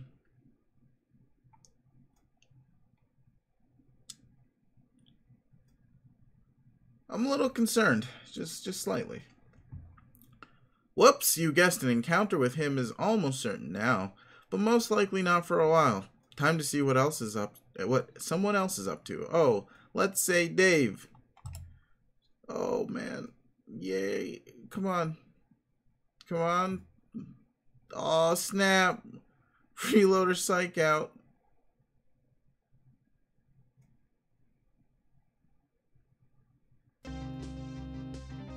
Strife? That's her grand? That looks like... whatever. Aggrieve.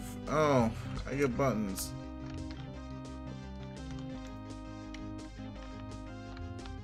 Why just... Pew, pew, pew, pew, pew. Poo. Poo.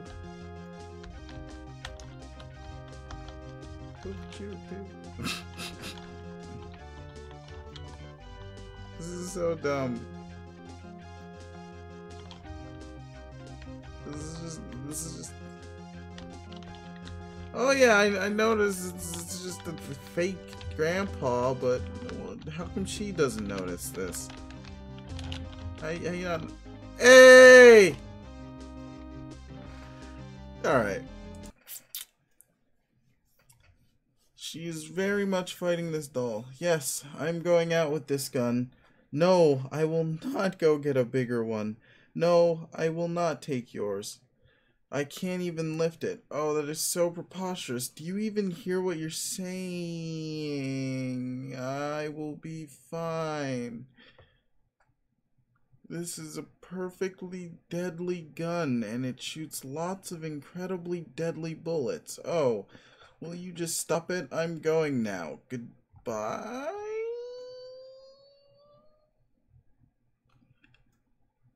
What? Okay. Yeah, what? He was so much easier to deal with when he was alive.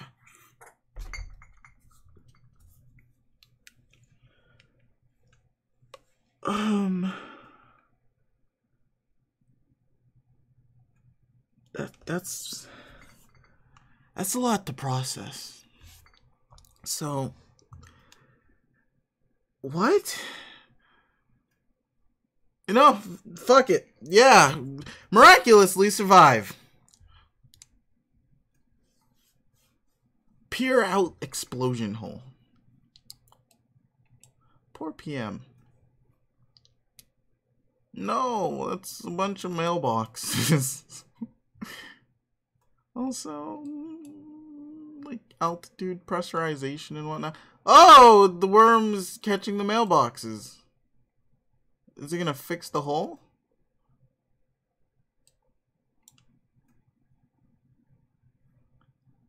Refuse to acknowledge the absurd kid. You fail miserably.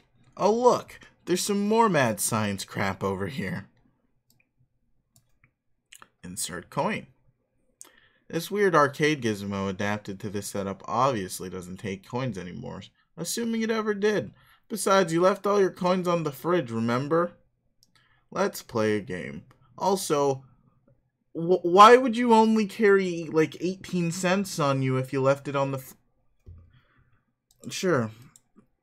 I always thought that was an odd number, but to live in such a big house and only have 18 cents... It doesn't appear to be a game. It appears to be in a purifier. Oh, scroll around with the purifier. No. You mess with the controls. Hey, Jaspers is alive, or at least he was in the past. According to the timestamp, this was almost 9 years ago. You move the try to move the crosshairs with the joystick, but it seems to be permanently locked on a specific target. You might be able to unlock it, but you clearly don't have much time to horse around with this thing. Oh, what? You zoom out. It looks like you and Jaspers were having one of your sessions. You weren't making a lot of progress, though, because Jaspers was no doubt being characteristically recalcitrant. What? You possibly jotted this phrase down on your pad. It's hard to remember, though. Wait, could this be that day? Ooh. Paradox! Paradoxify. You attempt to purify Jaspers. This would surely cause a time paradox, because you can plainly see that he's not told you his secret yet. But it seems the machine has a safety... It seems the machine has a safety mechanism to prevent such irresponsible purification practices. Boo! Time paradoxes are the dopest shit. And yep, it's got glued. The paradox ghost imprint of Jasper aperifies instead, and quickly settles into a mound of sludge.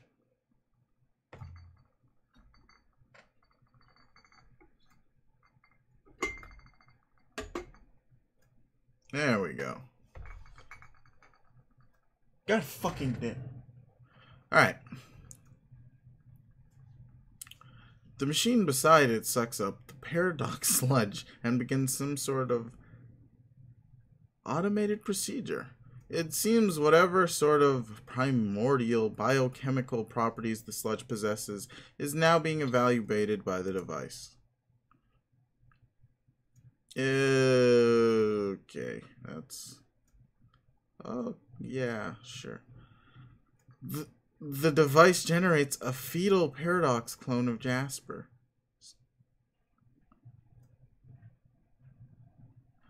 What?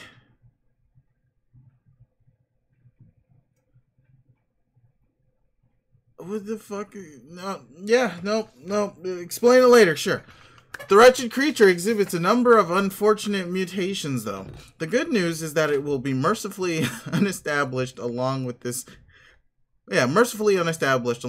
facility shortly. This is also the bad news. Whoever was operating this machine in the past may have been making unsuccessful attempts to perfect the science of ectobiology.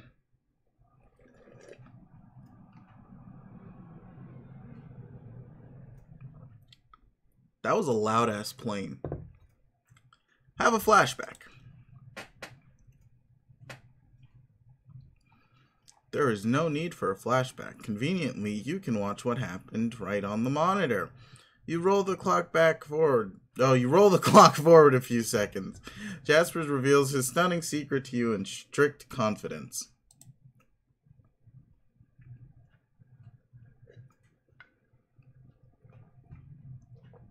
Before you could ask him to clarify, he vanished into thin air. You now believe you understand why. However, you were not the one to purify him from this moment. Your hand was nowhere near the controls just now. A couple weeks after he vanished, his body washed up along the riverbank. His suit was a mess. Your mother fitted him in a new one just before the absurd funeral service she insisted upon. Trace Jasper's whereabouts on the machine.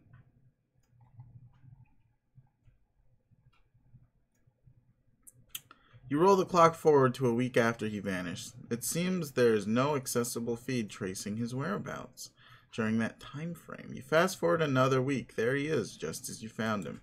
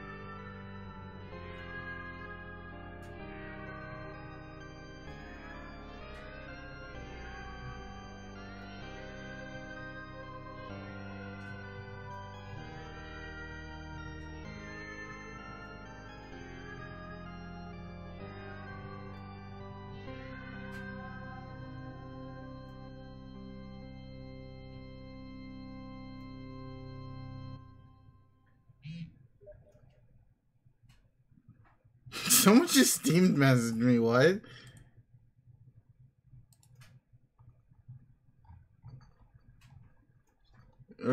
Hold on. What the fuck was that? Yeah, I saw this. Oh, hey, we got another thing. Great.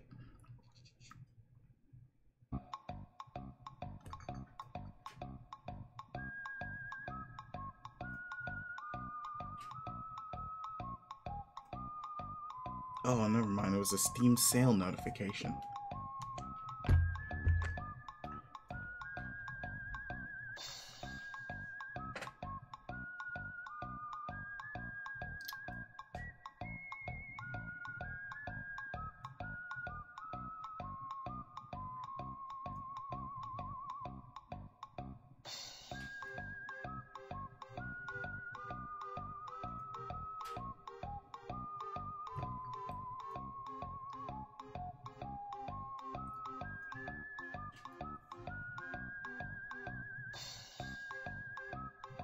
Oh god, how long is this?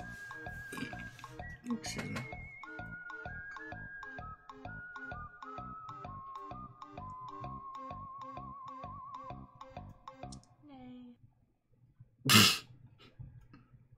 Nay.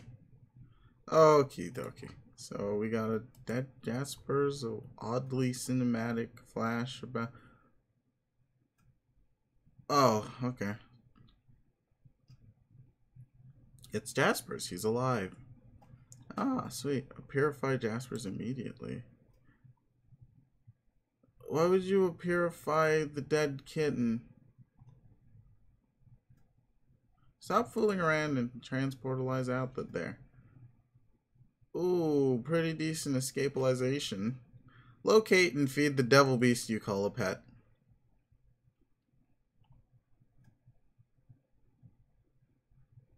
Good luck finding him. If he wants to be found, he will find you. But Curl has always managed to elude your prognosticative... your oh my god. What? No. Prognosticative... What the fuck is that word? The fuck does it mean? Is this even a thing? Fuck.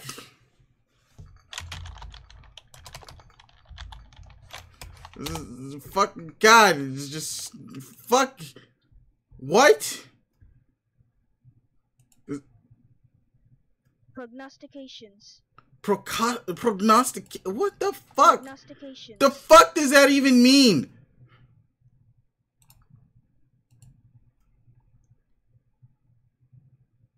Oh, yeah. Okay, that makes sense. Prognosticative faculties. He was completely invisible to your intuition somehow. A property almost totally unique to him. It used to freak you out a little, but you've long since grown accustomed to it.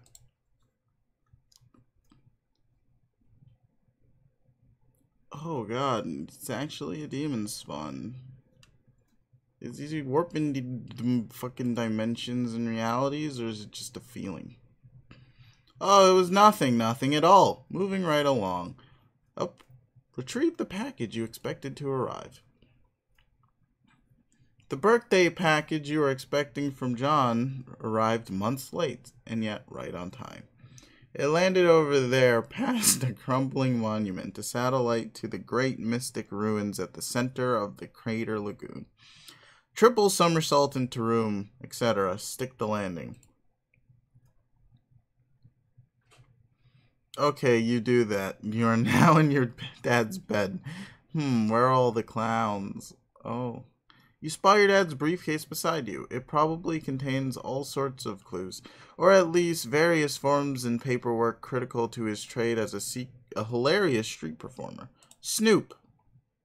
Oh yeah, here come the secrets. Get ready for some major Wait a minute. These are just boring business documents and spreadsheets.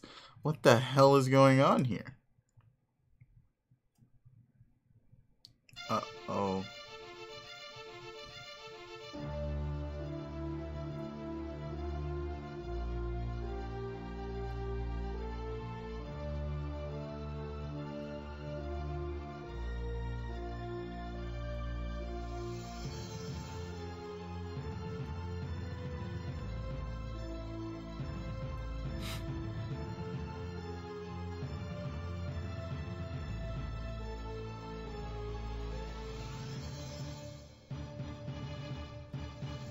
Are you fucking kidding me? This is...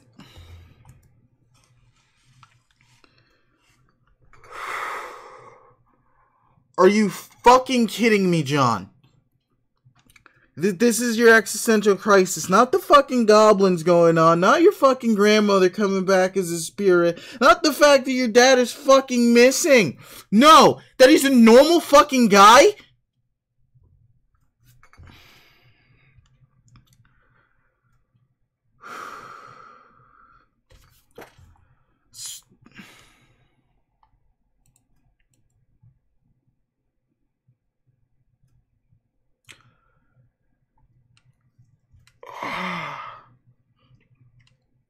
no matter how hard I try to give this fucking kid the benefit of the doubt, he continues to be a colossal, massive, horrible failing of a person, piece of shit. God fucking damn it.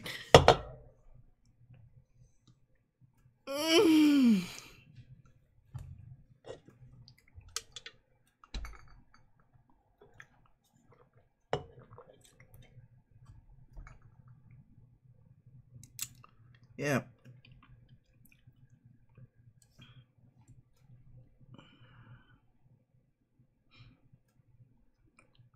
Calm down. It'll be alright. So all those years where you believed he was out busking up the corners with hilarious antics, he was working as a ordinary businessman all along. He was just a man trying to make a good, honest living for his son. Maybe he was too embarrassed to tell you the truth. Or maybe it was just that you never bothered to ask. You just always assumed.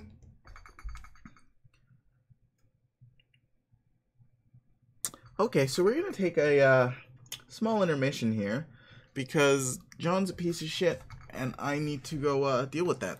I'll be right back.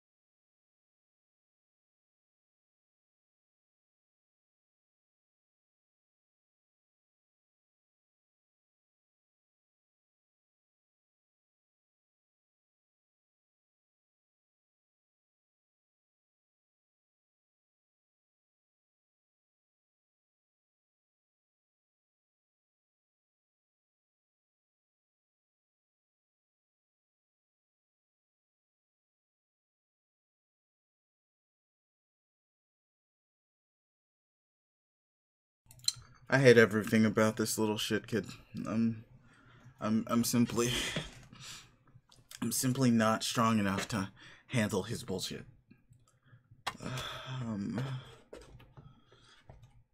In the past, I may have made some insensitive, possibly rude comments about child abuse, And moments like this make me stand by those comments. Fuck this kid. I swear to God, if I were his father, I would call CPS and then just unload on him until they make it. You ever heard that Russell Peters joke? Somebody gonna get really, really hurt? John Egbert. Anyway. Yeah, cool father of the year. A fucking wonderful saint of a man to put up with this wholehearted piece of shit of a child. Like, you, sir, are a scholar and a gentleman. The human prisoner has broken out of his jail cell yet again. The attempts to block the door with heavy objects have proven futile. His man grit is too real. It's too real. Fuck that safe. Throw that shit out. Just keep going at it. Grind. You're gonna need a bigger safe. Is he just standing there? Who's this guy? Oh, he's got a name. Oh, Spade Slick. Nah. But you know your own name, and that damn well ain't your name. Take another stab at it. State name and rank. Okay.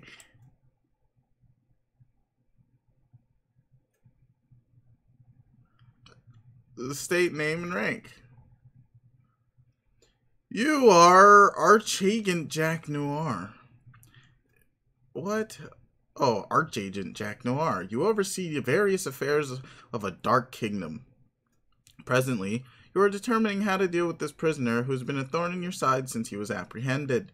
You veer the affairs of the kingdom through a series of, oh god, fenestrated walls.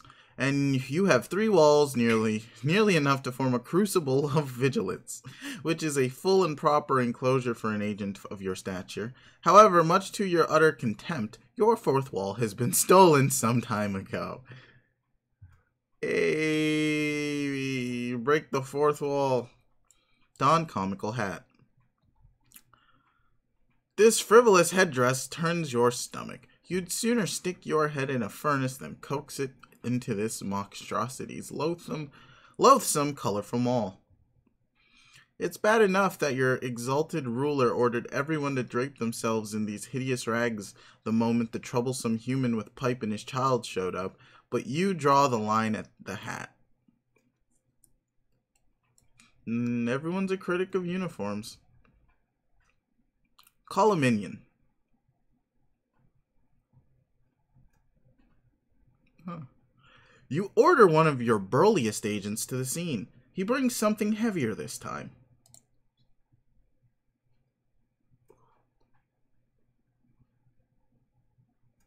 Oh, God. Oh, shit. Oh, it's a boss. Your transmission is interrupted. It seems your glorious monarch has concerns over your wardrobe. Put on the hat, motherfucker. Fine. You begrudgingly don the comical hat. Stupid, lousy, wise, and just leader. What a royal pain in the ass. Throw down hat in disgust. You fully intend to once your superior stops breathing down your neck for a second. Wait, what now? Oh, yeah, go dad. Just mollywop on him. Your blood is boiling, so hot you could cook an egg on your carapace. Looks like you'll have to go handle this yourself. Investigate room for anything Dad may have left behind. Oh, birthday presents. Present time. Open a present, see what's inside. A fetch modus control deck. Aww. What a lucky guy. The one on the right seems promising. You open it to see what's inside, and oh god, yes, obtain sweet loot. Fetch modus array. You tear into the thing and put a mean peep on the sweet loot. Or the sweet loot. In addition to the modus control deck, you got a bonus array, fetch modus.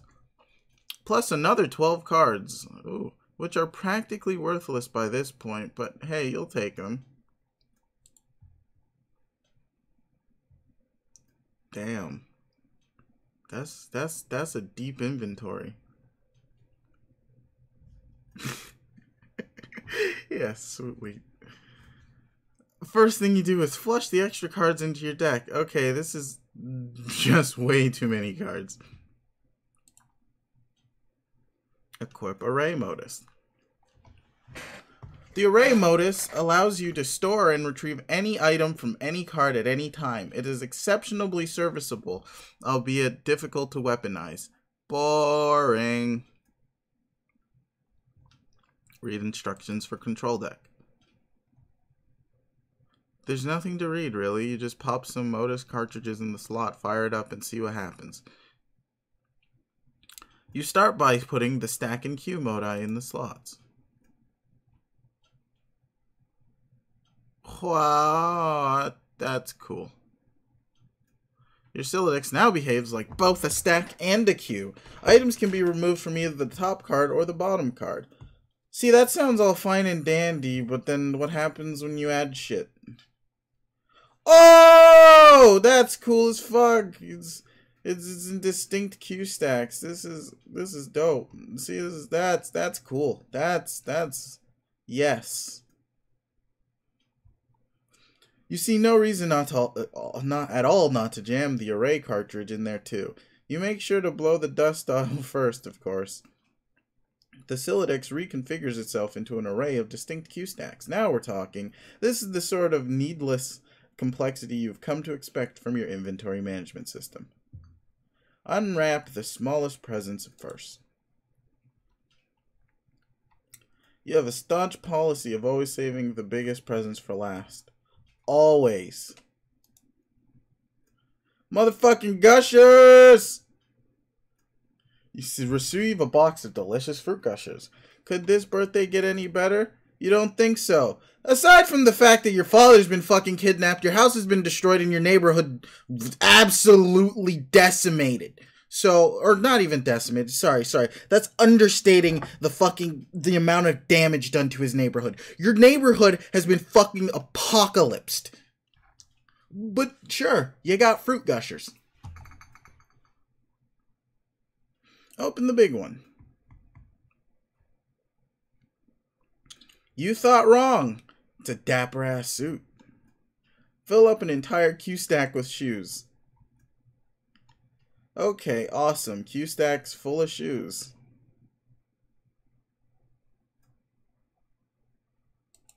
Capture log fruit gushers. Yeah, get a foot in your fucking face. Good. Also, okay. That's an interesting little weird deck, though. So does that mean if he puts it at the end, it shoots out the front? No, whatever. Dang, you spaced out and put it in the wrong Q stack. Don't worry, you'll get a hang of this thing. Or the hang of this thing. Closely inspect Fruit Gushers box. Made with real fruit. Excellent source of vitamin C. Betty Crocker, Actually, hold on. So, didn't this same shit kid just completely fucking hate Betty Crocker not a couple acts ago? Like, wasn't that the whole issue with the baking? It wasn't even the baked goods. He just fucking hated Betty Crocker or some shit. And now he's going ape shit for Fruit Gushers. A Betty Crocker fucking product. Fucking whatever. Fruit Gushers. Massive tropical brain hemorrhage. So delicious. You can't wait to capture log one of these packs and make like 1,000,000 gushers. Oh, that's smart, actually. I can't even. Screw all this building nonsense. You'd rather make candy. Wait a minute. Okay. Thank you. It can't be. Betty Crocker. The heinous butter witch has her gnawed claws in everything. What do gushers have to do with baked goods anyway? How does this make sense? Why? Why?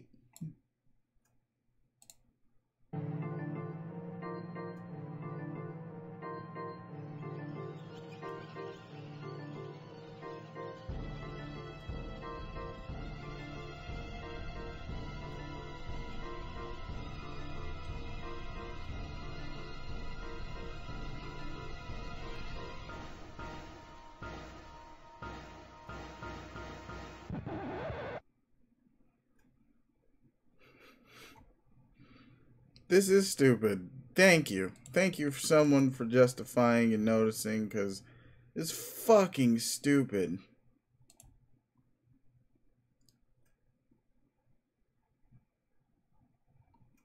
Get another flash for our package.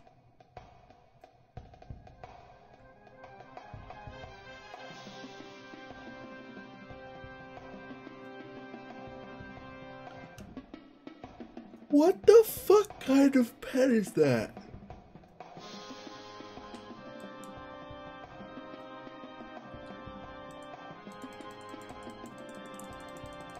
Okay.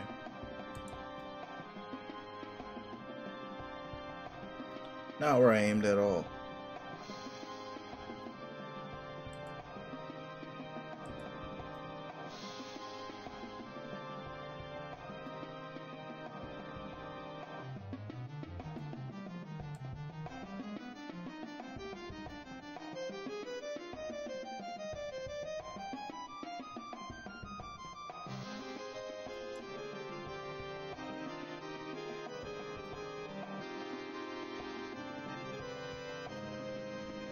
What the fuck? Artillerate.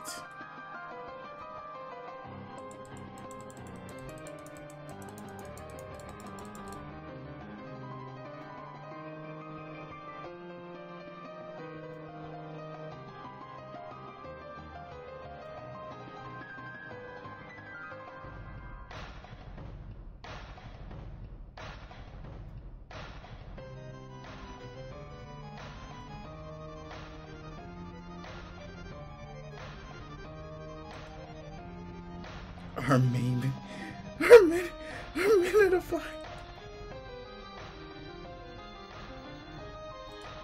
Oh my god, what the fuck is even... So you're telling me that she lives on a fucking crater island next to a volcano in a giant mansion with the dead grandfather and a fucking interdimensional bending dog. Arf.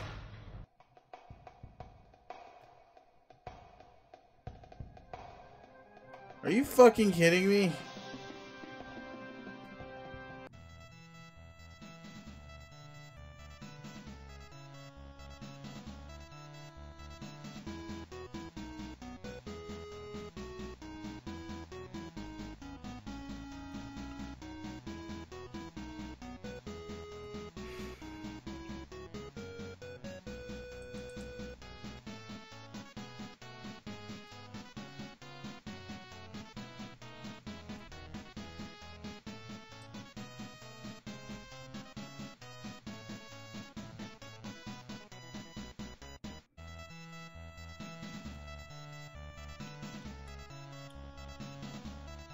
What the fuck just happened?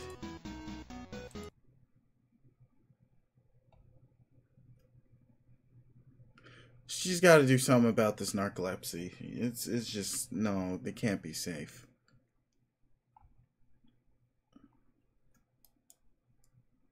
It's just... Oh, that's a good dog. Just out that bitch. Check cell for any mixed atoms with cat. Nope, no mixed atoms. Look like you and the kitty kept your genes to yourself. Your new kitty, whose name is... You'll think of one later. Hey, where the heck are you anyway? Look around room. Oh, you're back home. The well-stocked bar and the vantage from the window tells you this is your mom's room. Or at least what you thought was her room. You decide not to be especially melodramatic about this revelation. Oh! So the whole lab is just her mom's room. Okay. Sure. Watch the meteor impact.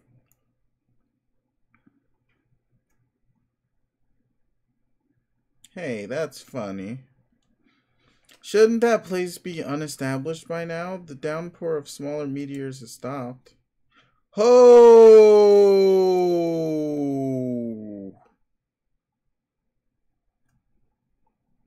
Better get out of here. This room is a powder keg with all this booze lying around. Get down to business. Oh, we're back to Fuckbert. Suddenly, you're feeling very businessman-like for some reason. You just punched a shitload of cards in anticipation of making a whole lot of cool stuff. This time, you didn't foolishly destroy any items. You just looked at the codes for some objects you rounded up, and punched them onto blank cards. You wonder how much alchemizing you can get away with before Rose gets back, as if she's got any right to tell you what to do with your hard-earned grist. You're the one running around here putting your ass on the line. All she's got to do is mess around with your computer. Anyway, you better hurry. Jade, dream.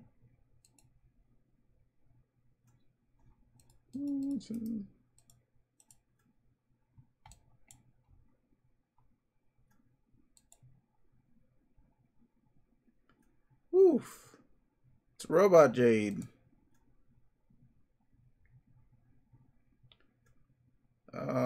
What? What? What? What? You are now dreaming. Your dream bot is awake and at... What? Obliquely foreshadow future through interpretive dance.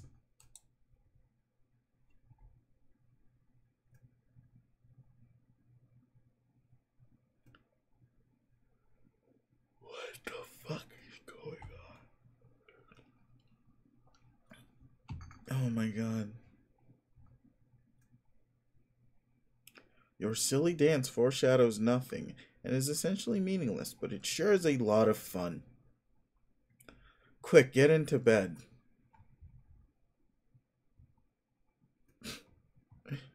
You climb into bed and try to get comfortable, but some sort of invisible force is pressing down on you, a strange feeling of cold, heavy metal. This happens every time you try to get into bed. No wonder you can never get any sleep. Realize you can fly. Oh hey, there's not much to realize. Of course you can fly. Open said package. You stop all this flying around nonsense and examine John's birthday package. To GG from GT. Unfortunately, you cannot open yet. This package has an important journey to make first. You're planning on delivering it momentarily. Good thing you already know what's inside, otherwise you would surely be consumed by curiosity and suspense. You sincerely pity anyone who might be forced to endure such a fate. Months in the past. Funny for the above winter to be seasonally reconsolable.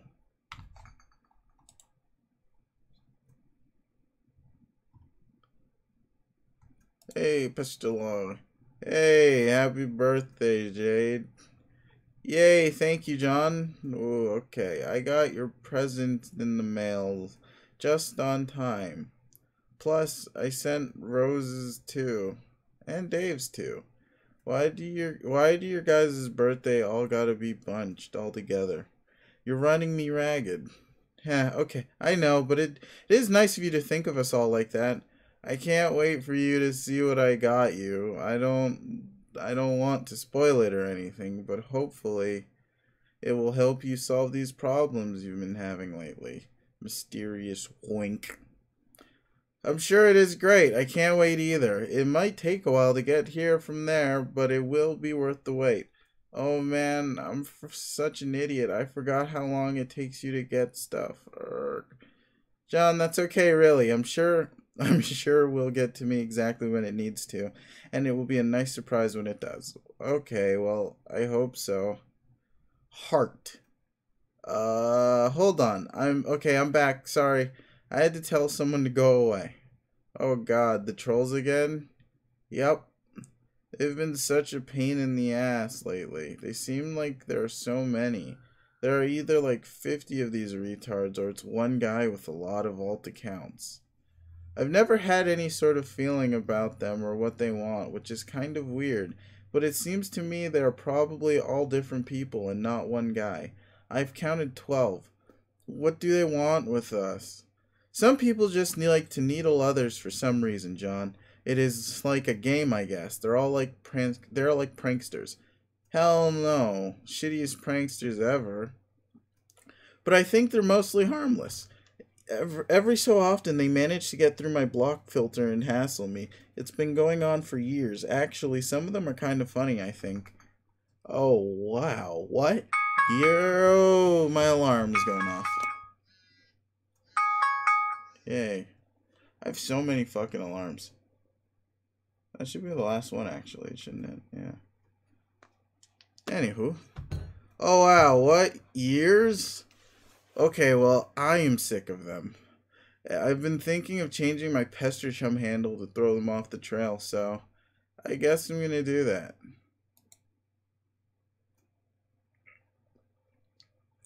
You have already carved a few totems, but you've had to return to the living room. For more Kruite dowels. Your carving work is not nearly complete. Oh wow. Ha! Oh god, the fucking all of those darkness, they all just graffitied the fuck out of his room. I didn't notice that. Every time you re-enter your room, you shudder at the recent handiwork of the mischievous imps. Imps, that's what they are. You just can't turn your back on them for a second. Rotten imps. Those posters were like children to you. But the house just, fuck the house. But my posters, dear God, have mercy on my posters. Not the walls, not the foundation, not my fucking driveway, my dad's car, the hole in his room. No, but my fucking posters. Fucking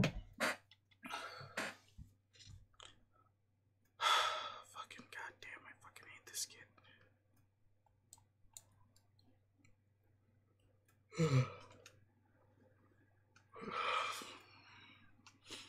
Okay. At long last, you've returned to your bedroom with a stable power supply and internet connection. Vodka Mutini purrs at... Oh, that's cute. That's, Vodka Mutini purrs at your side. You suppose you'll call it Muty for short.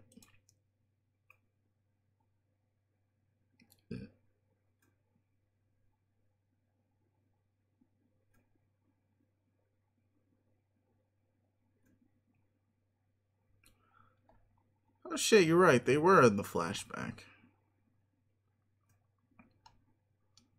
Huh. Yeah. That's quite a totem collection. What are you planning? Oh, whoa, hi. Gonna make some stuff. Are you okay? Hasn't your house been on fire for like 5 hours now?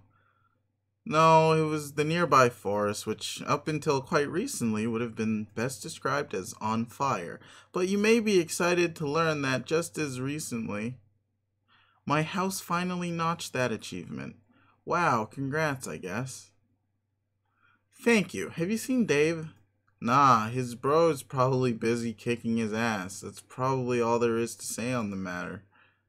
Okay, I'm gonna start putting this grist to use, too. Let's be sparing with the frivolous knick-knack breeding and focus on getting you up to the gate.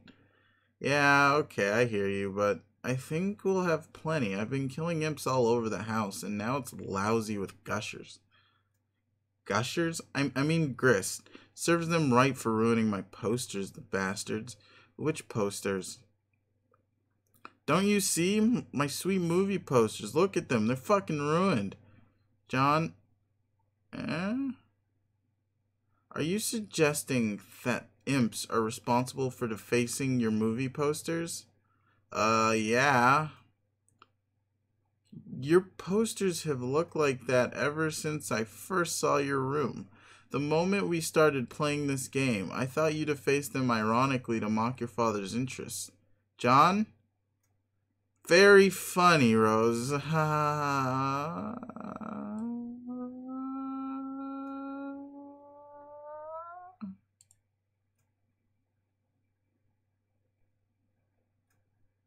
Nice joke. Great joke there, Rose. Top of the line prank. Ha ha ha ha ha. This is good. Laughter is probably the best way to avoid being especially melodramatic about the revelation.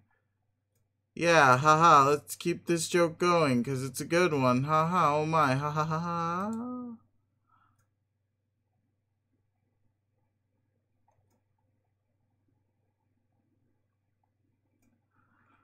I'm gonna take a minute, to just take that in. Yeah, one moment.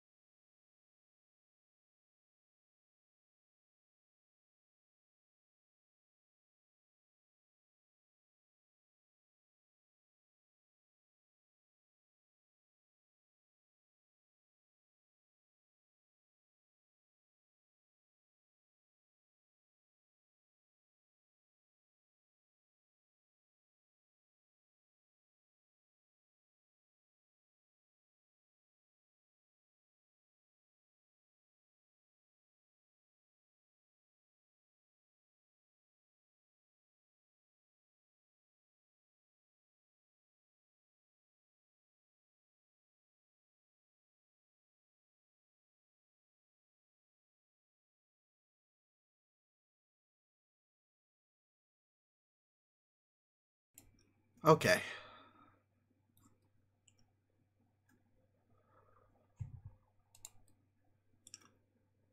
Descend. God.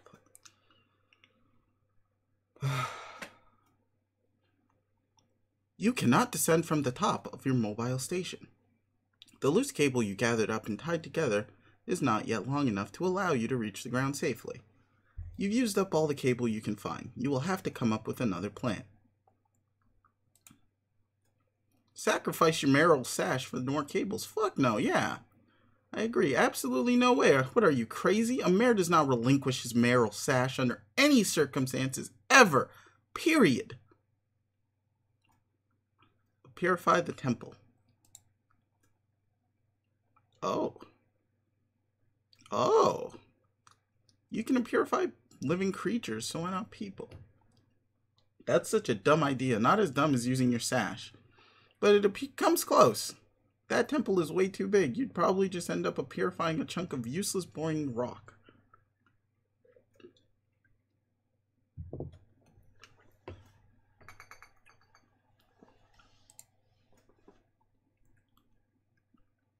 Wait, what? Wait, what is that? There's something dangling from the top of the towers near the temple. Command Serenity to carry the rope to you. Oh, hey. She is a tiny insect and cannot possibly lift more than the weight of a pumpkin seed. She does, however, inform you what the ledge contains through a series of informative blinks. Tied to it is a bunched up jumble of handy cable. This strikes you as convenient. It is almost as if someone knew you would need a bunch of cable, and that you would have a marital sash made out of cable. And that you were particularly attached to that marital sash and would stubbornly refuse to use it. Anyone who knew that much would surely possess a special gift. Alas, it seems to be a bit far-fetched. Get ye rope. Okay, we just established it was a cable and not a rope, but that's okay. You take a hasty swig from one of your delicious pawns and put down. What? And put down. Oh, yay, the tabs, yeah. From one of your delicious pawns and put down. You then quickly adjust the coordinates to purify the jumble of handy cable.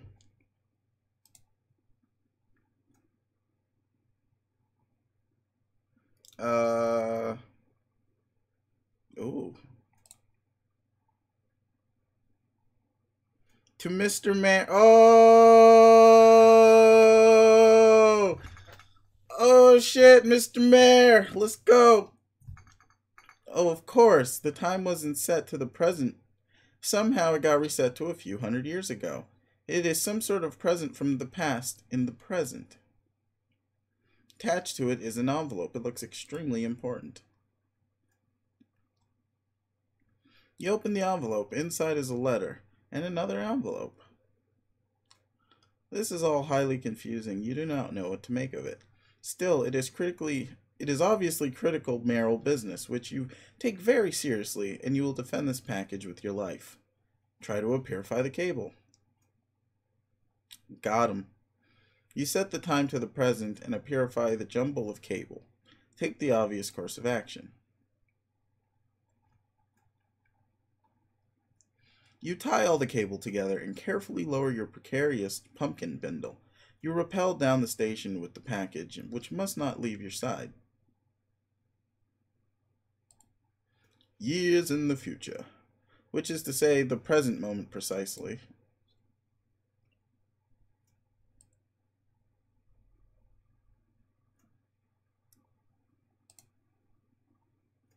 Oh.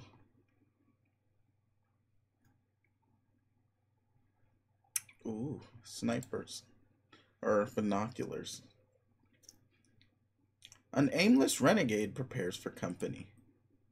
Holy shit, never mind!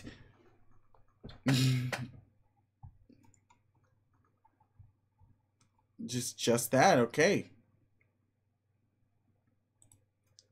You know, I don't know if there's anything cooler than a bandit literally wrapped in police tape. Build as much as you can, as fast as you can. Okay. Build shit. Okay, well, I make some stuff here. While I make some stuff here, can you keep an eye out for imps? Just keep the safe and or tub handy or something. It'll serve them right for trashing my posters. I keep telling you, the posters were like this. Or were like that. And I keep telling you, ha ha, very funny. Here, look. It's tiny URLs. Oh, snap.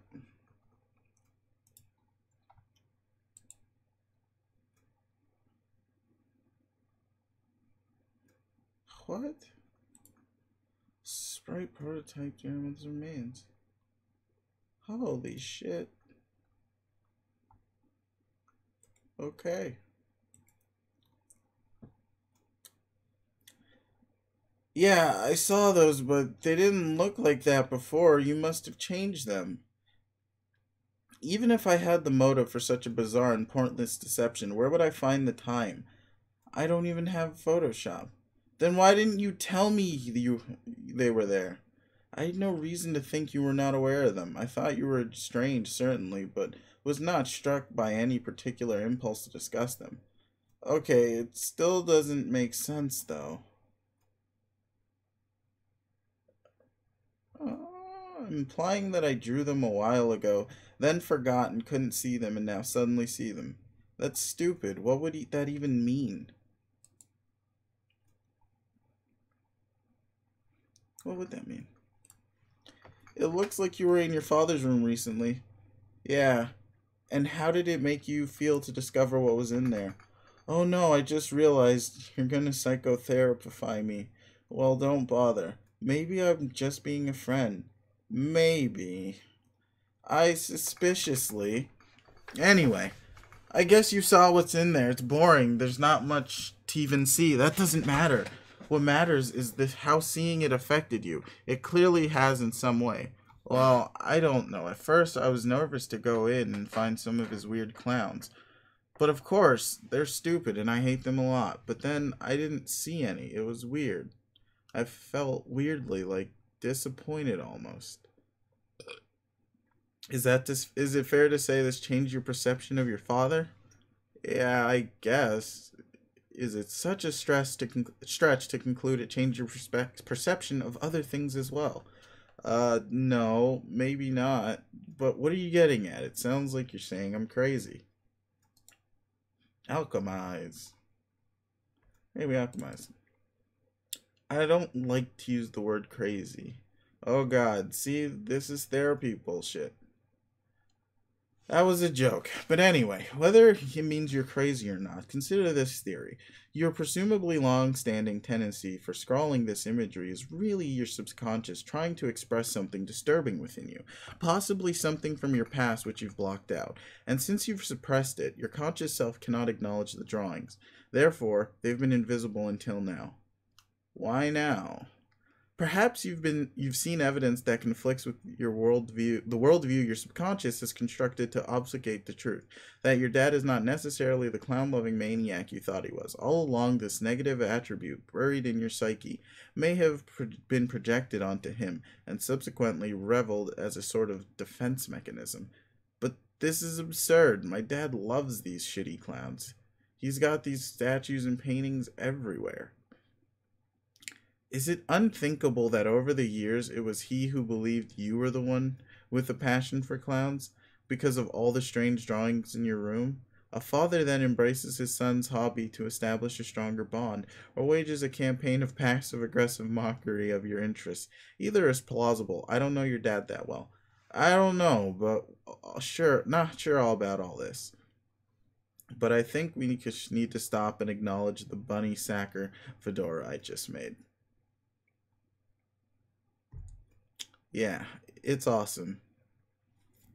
Yeah. Oh, Lord.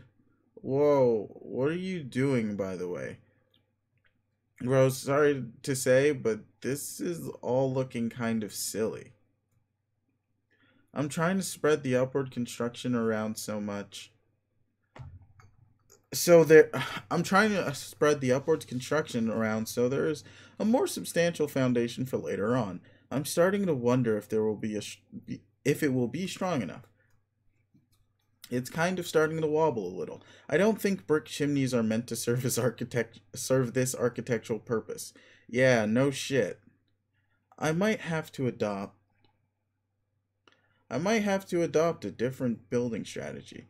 Stick to more load-bearing walls and blockier shapes, especially since grist is easier to come by lately. Okay, but you really must be running low on time by now, right? Right. Strider! Dream up extra arms and play advanced bass solo. What?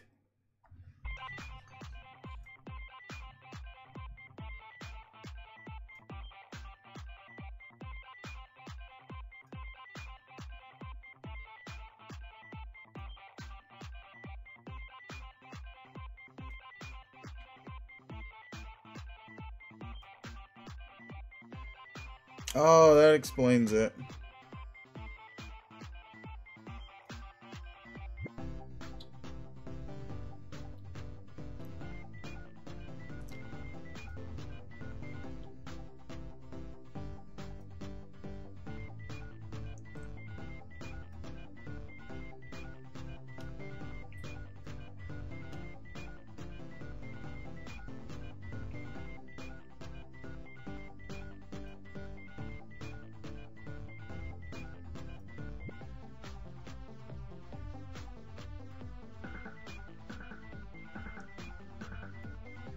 Nope. Nope, nope, nope, nope, nope, nope, nope, nope, nope, nope, nope, nope. Nope, nope, nope, nope, nope, nope, nope, nope, nope. Nope, nope, not remembering any of that. Nope, nope, nope, nope. Fuck that. Fuck that. Fuck it.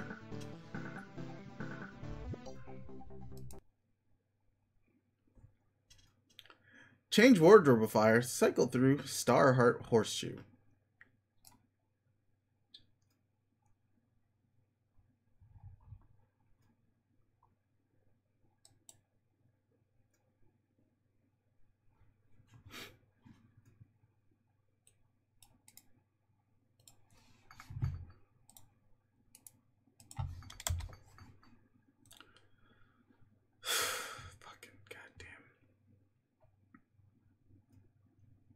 Okay.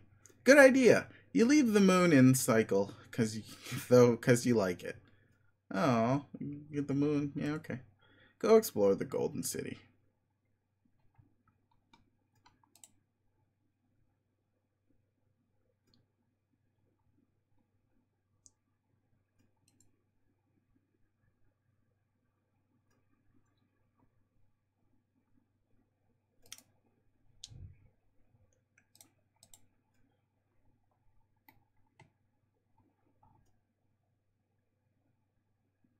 Go and make a new friend.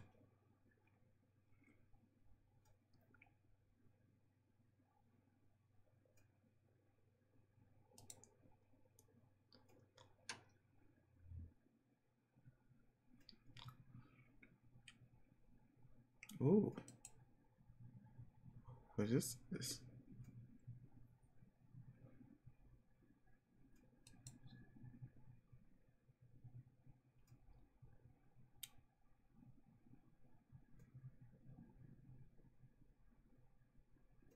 Eat letter and envelope. Nibble. Is that really weird? Well, you got that out. You have company. Look behind you.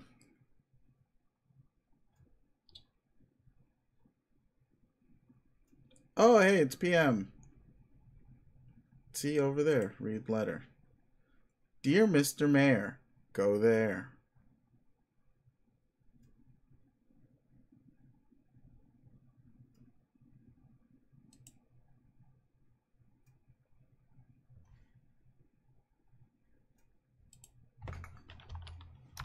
Huh. Give present, hooray. Okay. Damn, son. Jade wingmanning. Jade is wingmanning from the fucking past. I'm like, god damn. How slick is that? Oh my god. The freedom of your people depends on it. Oh no. Oh no. Oh no. Also, the quality of that fucking image. Dance, boy, dance!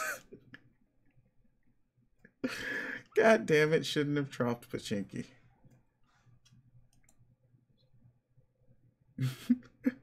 Cover. Hey, it's a guide. Oh, PM's getting it too.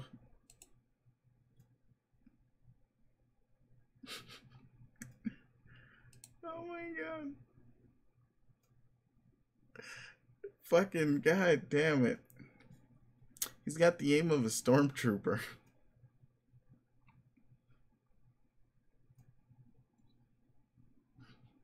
Oh no, I was saying no because like no, fuck that. That was like a huge information dump and like no, I'm just ignoring it. I'm ignoring it. I'm not gonna read into it. Nothing. Just take it as it is and move on and enjoy the ignorance that is my current knowledge of this series. Give present. Hooray.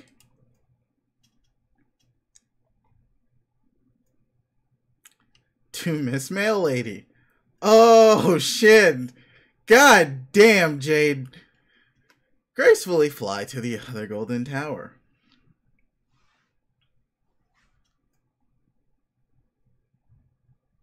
You decide to check on your neighbor.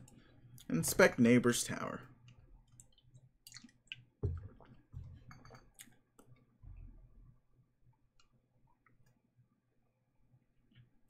It is very much the same as your own. The only difference is that this one is home to a young boy instead of a young girl. You peer through the window. Bruh.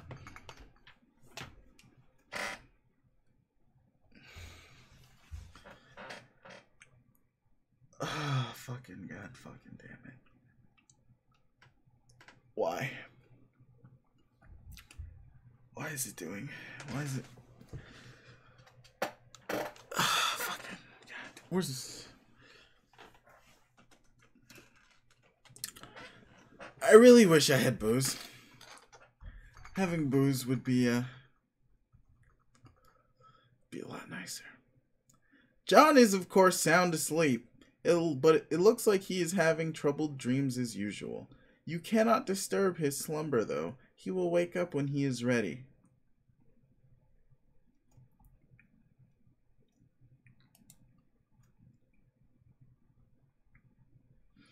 Speaking of John, you wonder if he got the birthday present you sent him, or for that matter, if you even remembered to send it. Darn. You get so confused sometimes. If only you had some system in place to help you remember things. Your moon is getting very close to Skya. You had better go inside soon. It is never a very good idea to be outside during the eclipse. Maybe you can take the opportunity to log on to your computer and ask John about his present. You just know he will think it is awesome, and it will be a great way to thank him for the wonderful present he got you. Alchemized in 1980s time-lapse montage. That would be pretty cool, and would promote the appearance to the audience that a whole lot was getting done in not much time, but it also sounds like kind of a pain in the ass, so you decide to play it straight up this time. Rose has moved the alchemeter back down to the deck, while she reworks the building project up there. Just as well, because it will save you a lot of legwork. Between this, the Designix, and the lathe, that's a whole lot of scrambling around. Combine hammer and pogo ride. Oh, recombine. Hammer, what? What? Hammerhead pogo ride. This time, instead of overlapping the two cards and creating the pogo hammer, you use the two codes to double bunch a blank card, producing a different hole pattern. The result is the Hammerhead pogo ride. It doesn't look like it's as much fun as the original ride, but to be fair, it's probably a lot safer. Double punching cards creates patterns with more holes rather than less holes by overlapping the card. This strikes you as a viable method for combining more than two items without whittling down too few holes or too many. Just mix up the overlaps and double punches, and the sky's the limit. Combine ghost shirt and suit.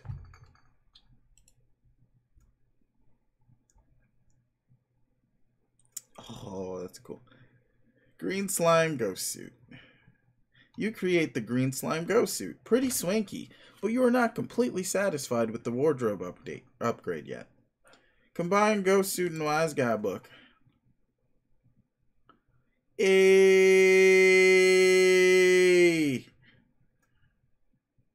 You make the wise guy slime suit. This is so much better. It seems there's a lot of secret trickstery gimmicks concealed in. Oh shit, there go the cards.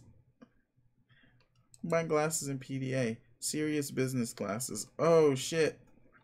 You make serious business glasses. This is a pretty nice hands-free communication solution, and it makes you look way cooler. Like one of the kids from Spy Kids or something. God, that was a good movie. Real spies, only smaller. Combine sledgehammer, telescope, and sassacre text.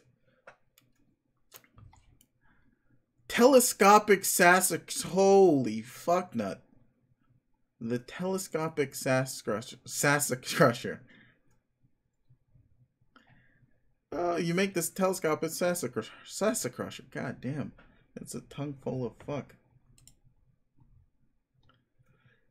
At pretty considerable expense, this thing could probably pound an ogre into a crude burger.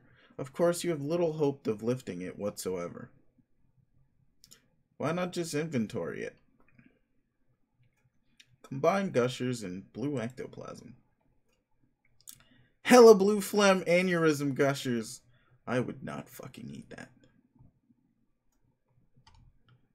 You mix your gushers with some of the blue slime Nana left on the wall to make a box of delicious blue phlegm and aneurysm gushers with ghostly healing properties. Should be convenient if somewhat unappetizing. Combine fake arm, blue ectoplasm, and PDA. Remote ghost gauntlet? What the fuck? Hellacious. Pronunciation has never been my strong suit. You make the remote ghost gauntlets. It looks like when you put on the special computer glove, it lets you control the big slimy ghost hand. The ghost gauntlets appear to have a considerably higher lift capacity than your own puny harms. That's okay. Combine ghost gauntlet and mirror bathroom.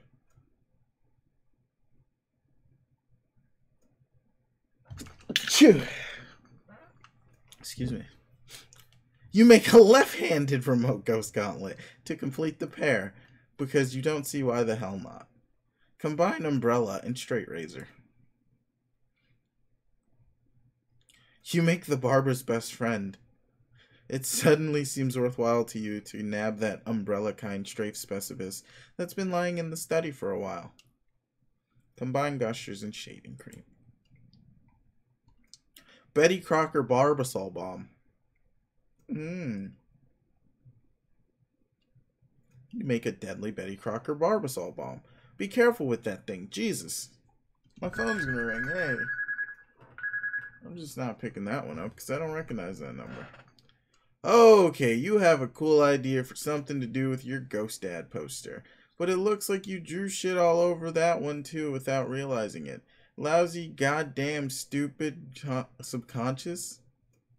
Idiot, retarded, dead father. Jeez.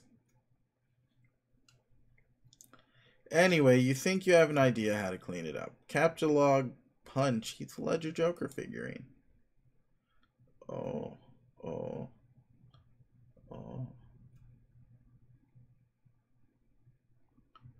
Okay. If you can somehow subtract the code of the Joker figurine from the code of the poster, it might work. Luckily, the Joker code only has 2 holes, making the task very simple. The defaced Cosby poster shares those holes. You determine that the defaced Cosby could only result from a double punching with the Joker. If your theory is correct, this means the original Cosby poster had one of those holes punched, or the other, or neither, making 3 total possibilities. You try out all 3 possible fucking God! You try out all 3 possible codes, yielding 1 potted plant, 1 painting of a horse attacking a football player, 1 clean Cosby poster. Success! Combine Cosby poster with computer. No. You make the Cosby top computer. This thing is probably a useless piece of shit, but making it has caused you to feel an alarming sense of satisfaction. Combine Dad's hat and Problem Sleuth game.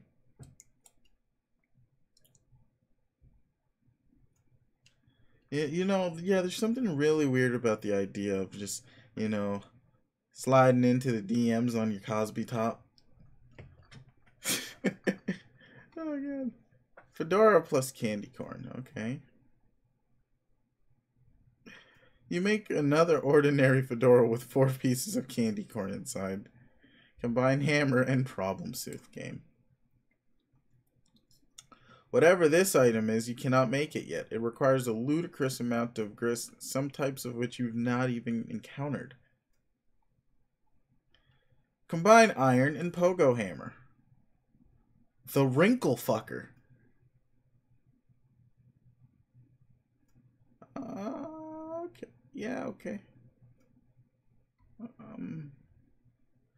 The wrinkle fucker. Like, Jesus Christ. So much sweet loot. You'd almost think it was simultaneously your birthday and Christmas or something. Of course, you know that is ridiculous and could never conceivably happen. I mean,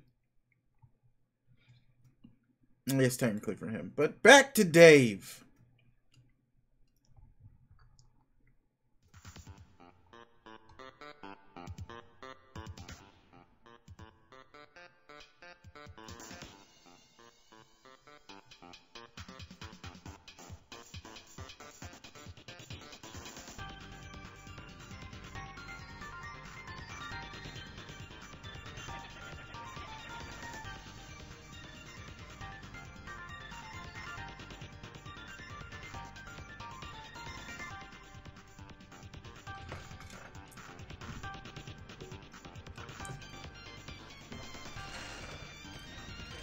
Oh, cheap piece of shit.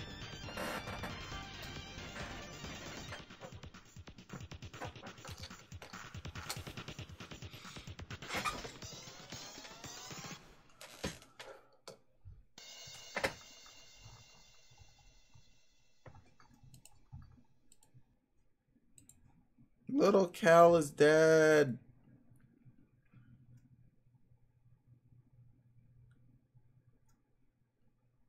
Believe in the me that believes in you.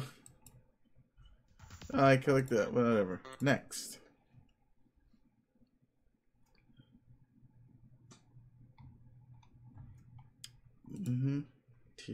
Bro just kicked my ass.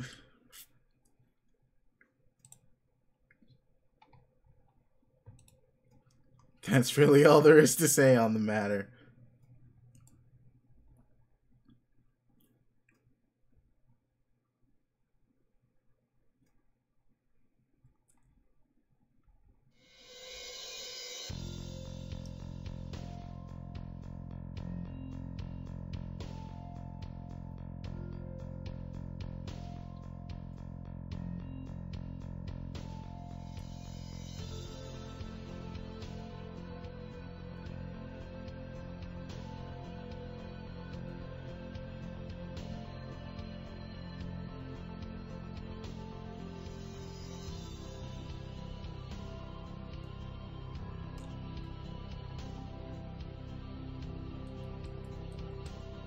Okay.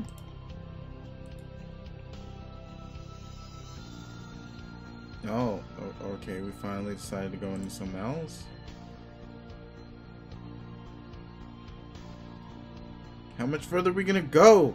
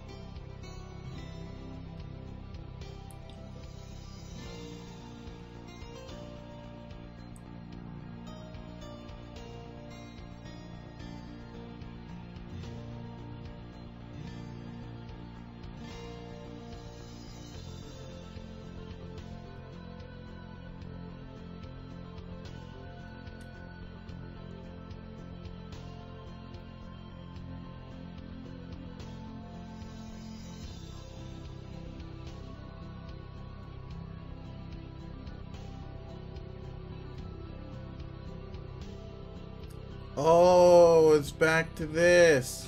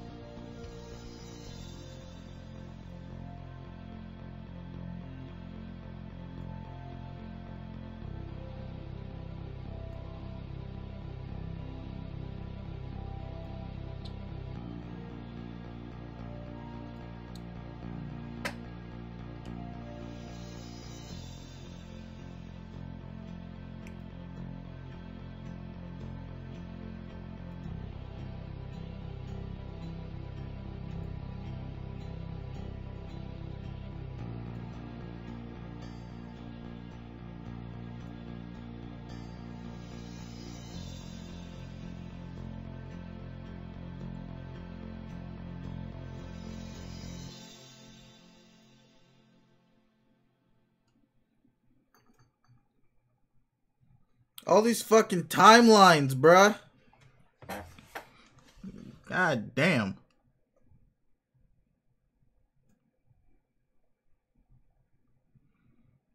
Yeah, John, did you get my package yet? Some yeah, old ass logs. TT's making a royal mess in my house. Still figuring it out. Yeah. There's a loud noise. Blah, blah, blahs. All the shit.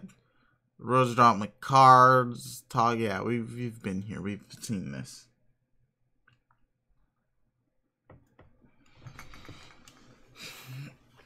No, I mean, like, you know, fucking this fucking story's more broken up than a Tarantino movie so far, so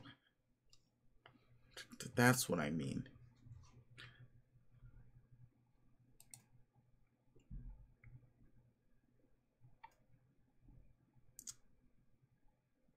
Yeah, we also read this. It's the whole thing. I want to. Yeah, it's just from her point of view now. Update colorful reminders. You take a moment to gather your thoughts after your dream. While you are asleep, it can get very confusing figuring out what is really happening and what isn't, especially during the eclipse when you are exposed to many visions of the past, present, and future through a variety of cloud mirages. It is only after you wake up that you are able to start making sense of it, and your reminders help you do all this. But on reflection, there wasn't much in the dream about the future. You were quite surprised to see your dog in the dream, though. It was the first time the crafty guardian had ever appeared in a dream. You've learned that today is his birthday, just like it is for your other best friend. You've always wondered about this, but never had the chance to throw him a party and bake him a cake. Now you can, but if you do, it seems you'll need a lot of candles.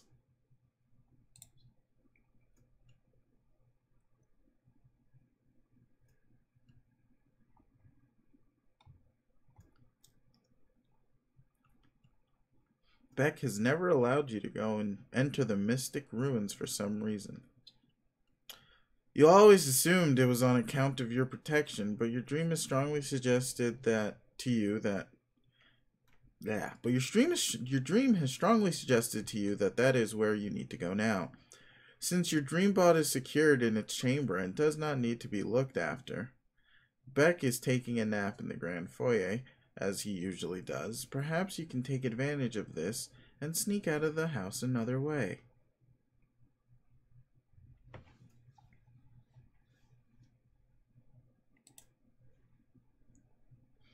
Yeah, I'm fine.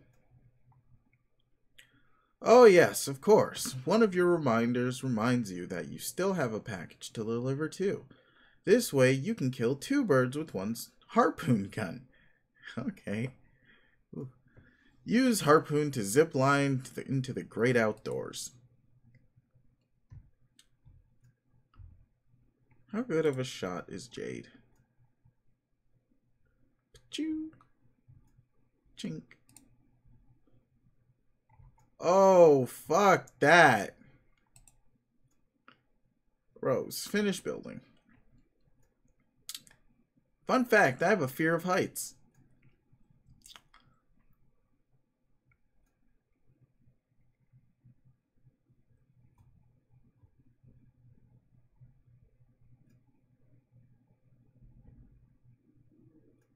Architectural perfection. Mourn the loss of Cal. Or perfection. Mourn the loss of Cal. See you, little dude. If you had any more apple juice, you would pour some out for your homie. You'll have to remember to double check your closet for more juice. Get a good goddamn sword. Perhaps you will, but if you do, it looks like you'll have to break it first. Perfectly good striped specimen down the toilet. Thanks, bro.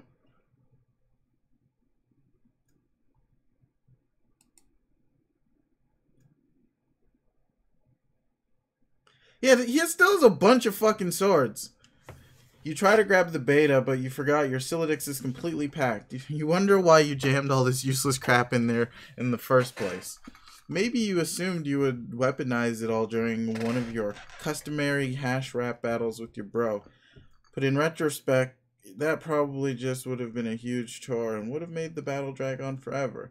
It's like, what are you made of? Time?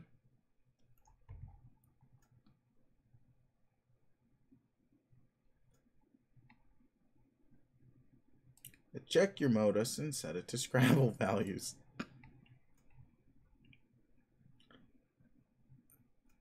So fucking cool. Also, that was hella dangerous, man. There's hella swords in there. You dump all this crap all over the roof.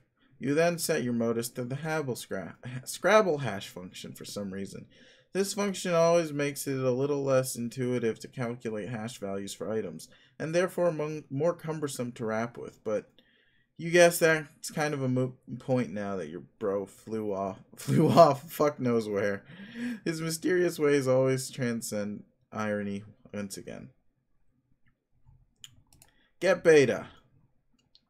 You get the beta, 3 + 1 1 1, and now yielding a radically different hash value with the Scrabble function, which is to say radically exactly the same. Pesteros.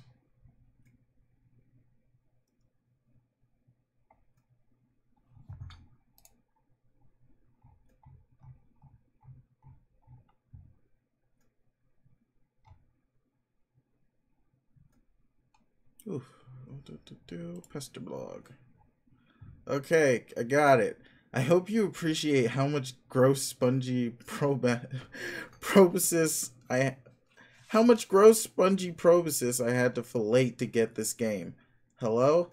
What are you doing? Anyway, I'm going downstairs now and installing this thing. Later.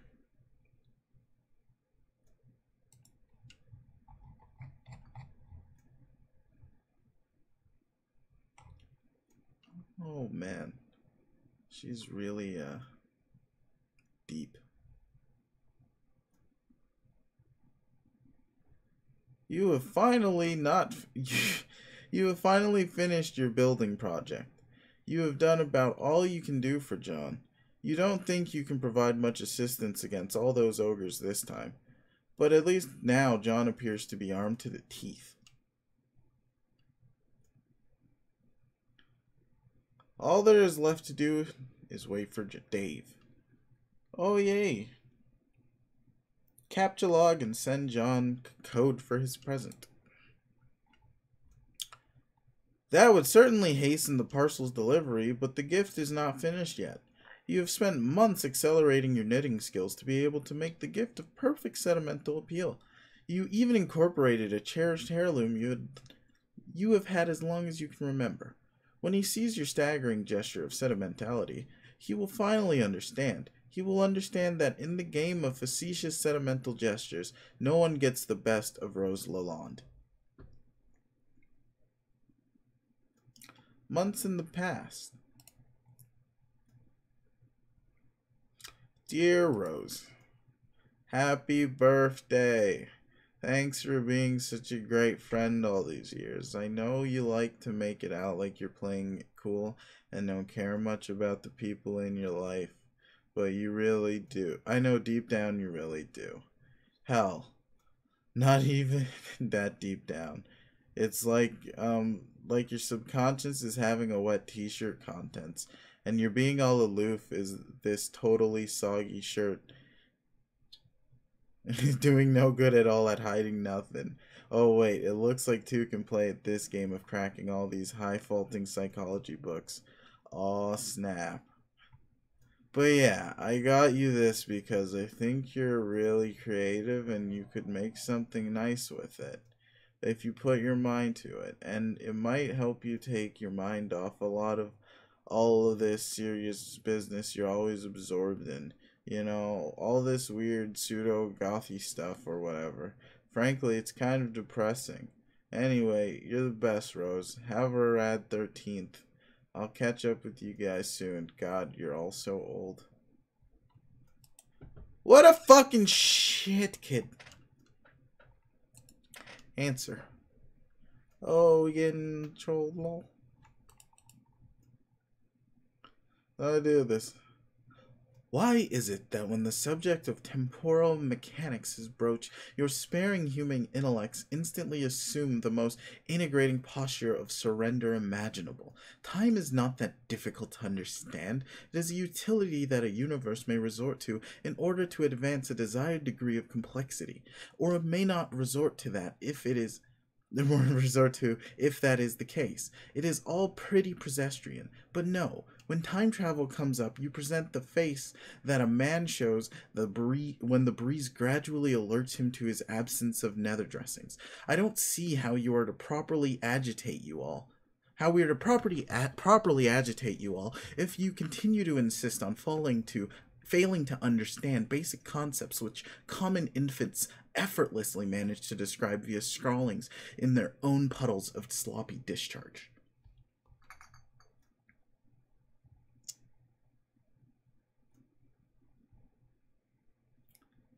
Have we spoken before? Yes, in the future. You and your friends never cease to invent ways to strengthen the credibility of your assertions. Oh my, it is your human sarcasm again. I enjoy listening to it, and I wish doing so could serve as my primary form of recreation. There, see, I just did it too, saying the opposite thing to emphasize my contempt. But suddenly I feel more primitive and hate myself a little more. It was like this funny miracle that just happened in my heart.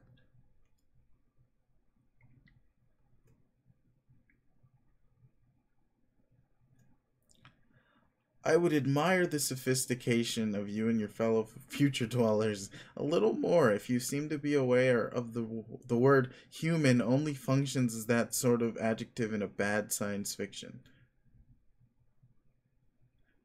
But I won't be rude and change the subject. There's still a bit of unflagellated straw poking out of your rhetoric effigy over there. Oh dear, no, we aren't from the future. We are all already in agreement that you don't get it and never will. I thought you said we spoke in the future. We did. Your future. For me, it was a couple minutes ago. I understand. You exist in some temporal stratum through which you have communication access to various points of my timeline. It's not that complicated. Yes, that is right. Will you try to talk some sense into your idiot friends so that we may proceed to bother them all on more rational terms? I try to every day with mixed results. But you see, it's not that I don't understand you. It's just that I don't believe you, because it's nonsense, albeit persistent and coordinated nonsense. Why would a bunch of temporarily dislocated trolls want to harass a group of friends throughout completely random points in time? I will admit, this campaign of provocation wasn't all that well thought out. Don't tell anyone I said that. Alright, maybe you should get some trolling tips from us humans. Our sparring intellects are probably better suited to it. Yeah, maybe. Why don't we be friends? You want to be my friend? I think so. I think we're supposed to. You suggested as much earlier. I did in the future. Yes, a couple minutes ago. Probably because I remembered you mentioning it in the conversation we're having now. That's likely. Your commitment to this role-playing scenario is intriguing. What choice do I have but to accept?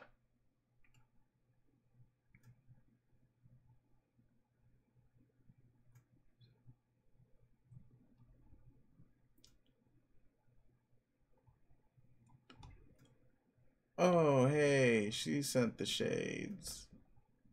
Or did she? I don't know. Everyone's got boxes and boxes of boxes. Dave is now off the roof. Got him. Dear Dave, happy birthday. Just wanted you to take a break from telling you how much your gay butt stinks all the time. And say what an awesome friend you are. Seriously. On any other day, I would be downplaying how you aren't really as cool as you think you are, but just between me and you, I think you might actually be that cool. I think you just gotta get out of your bro shadow and spread your wings, dude. So I got you these. They're totally authentic. They actually touch Ben Stiller's weird sort of gaunt face at some point. I'm sure you'll dig them because I know you lolled so hard at that movie.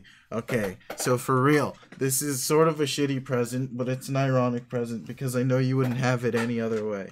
Maybe you can wear them ironically sometime. They might even be more ironic than you and your bro's dumb pointy anime shades. Anyway, have a good one, buddy. Stay busy being totally sweet. Aw, John not being a shit kid.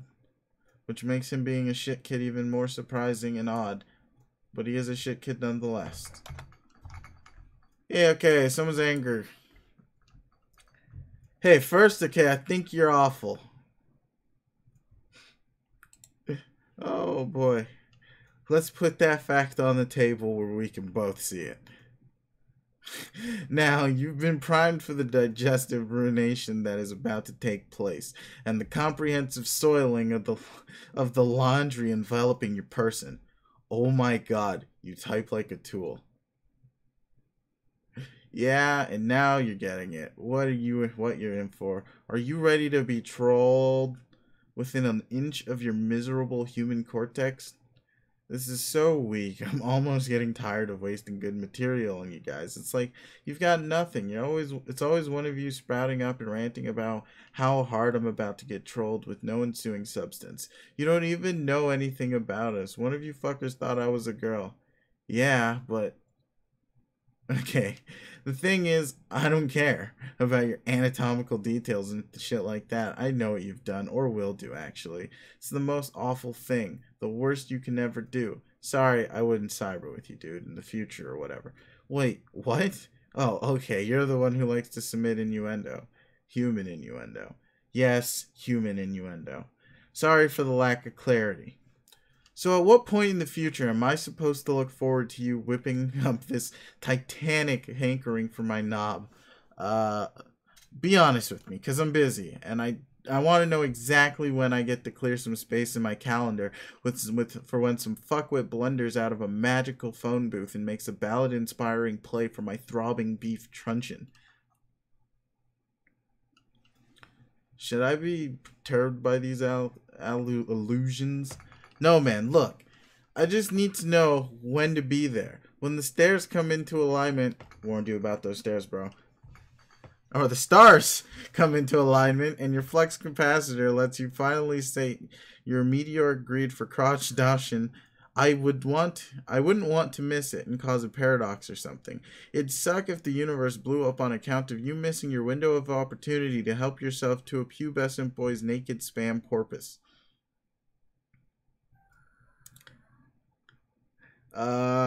Okay, this is sort of starting to upset me. Jesus, you're such a shitty troll. I guess I'll leave you alone and find another point in time to bother you when I guess you're more emotionally susceptible and don't have all these bees in your bonnet about your human sexuality.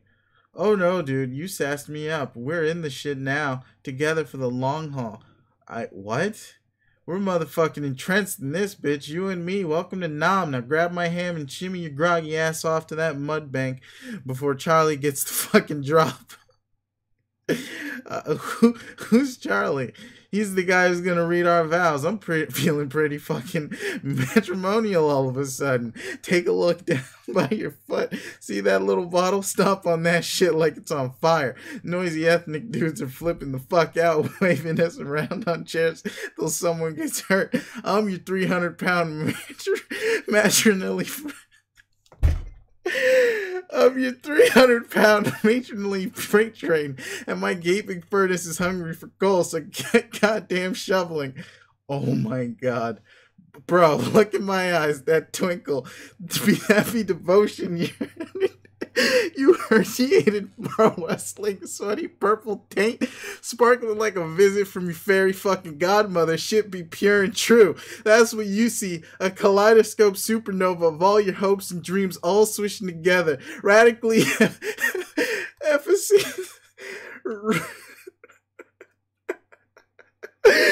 radially efficacious. I can't read anymore. Fucking radially effiencing arms of more little boy vectors than you can imagine. Turning out insane corkscrew haymakers of a billion dancing Vienna sausages strong. This is how we do this. This shit's more real than Kraft mayo. Effervescing, whatever. I don't even care.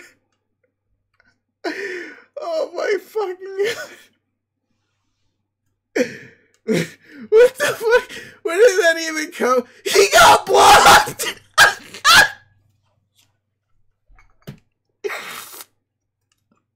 Oh my god!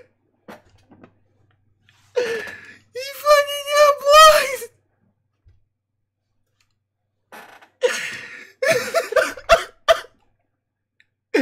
Effervescing, okay.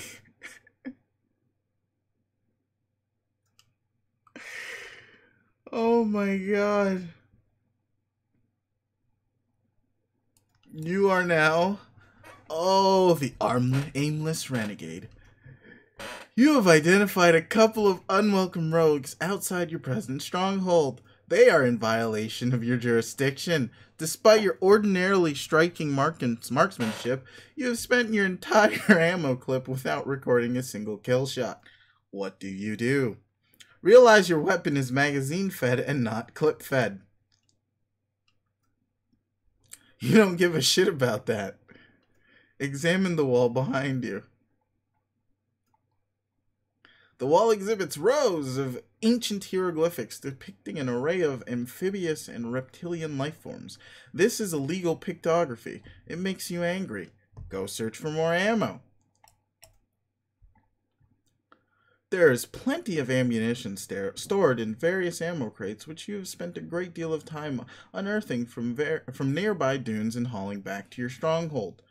You have a large variety of weaponry and ammunition at your disposal. Whether you can locate some AK-47 rounds quickly enough is a different matter. Okay, quickly retrieve sidearms.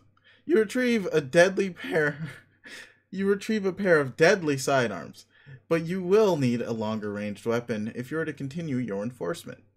Find a rocket launcher.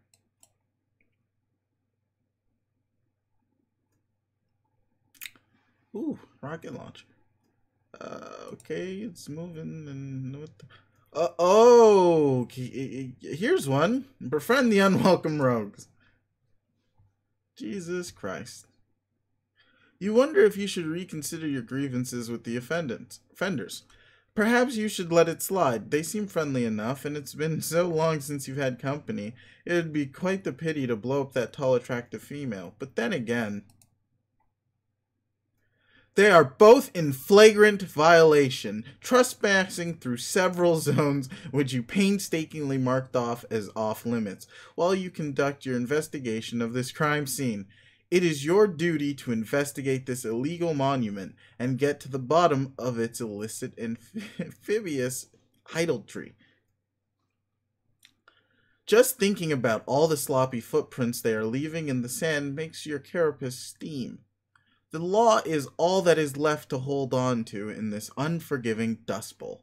You cannot afford to loosen your black claws' grip, lest justice slip through your fingers. Law is beauty. Order is peace. Judgment is the very basis for all that is pure. And hold that thought.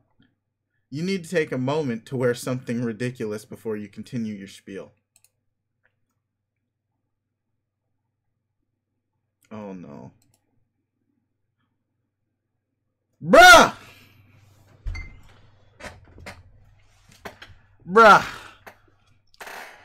He's literally the judge.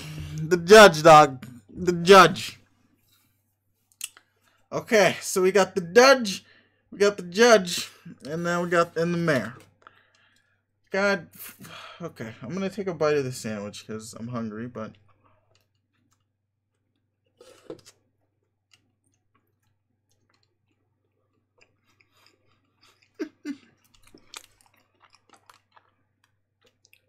That's a good sandwich. I'm gonna take another bite. Fuck, I'm just gonna finish it.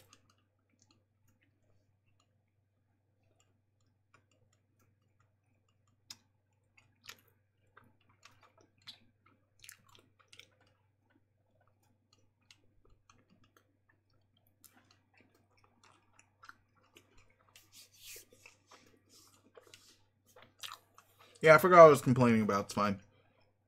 Order in the court. You will have order in this courtroom. If everyone does not settle down, you will clear out this courtroom. You swear to God. Examine moving platform.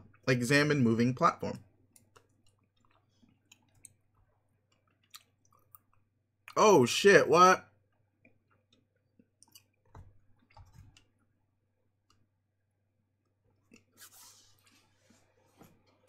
It appears to be a large stage serving as a kind of elevator, but it can't go down because there's something jammed in it.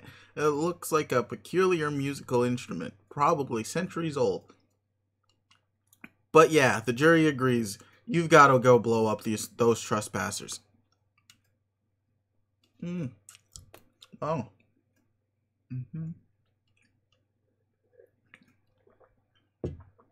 So, the judge is about to go and execute the law. Place present on monument. How did... Oh! Oh! It's fucking... Jesus Christ! How the fuck? How the fuck?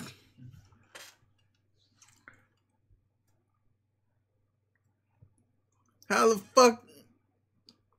How the fuck did the rope survive that long? Or, sorry, we clarified. The cable survived that long. You put John's present down in just the right spot, along with a letter you prepared a little while ago after a particularly interesting series of dreams. Should be any minute now. Got him!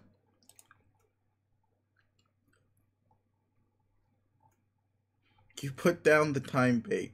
It's out of your hand now.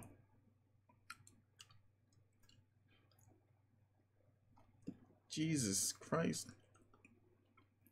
You guess you could swim. Maybe you can think of a better way across, though. Read the letter. This is kind of confusing. Dear Miss Mail Lady, go here.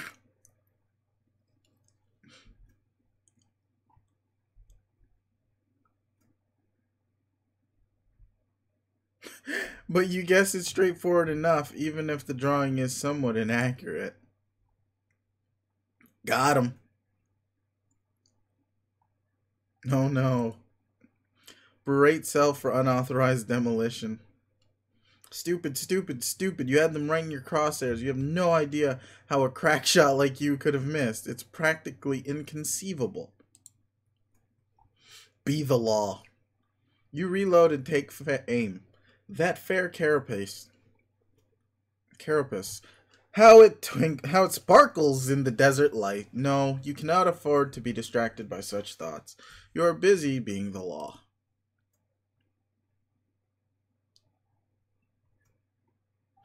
You are the law. Whoops. Wave about in a distractive manner. Oh, it's this guy again and his little blinking bee. So outrageous. Frag, tab out. And, yeah. The can ruse was a distraction. Scamper quickly to the newly created hole. You have the cargo. So they run, and they go. Oh, no, not Mr. Mayor. Jesus Christ. How do you... God fucking damn. Read the next step of the letter. Yes, Tostky English is a very, very exclusive and elite language. And for all of you to learn it, honest to God, I should be charging you for this class.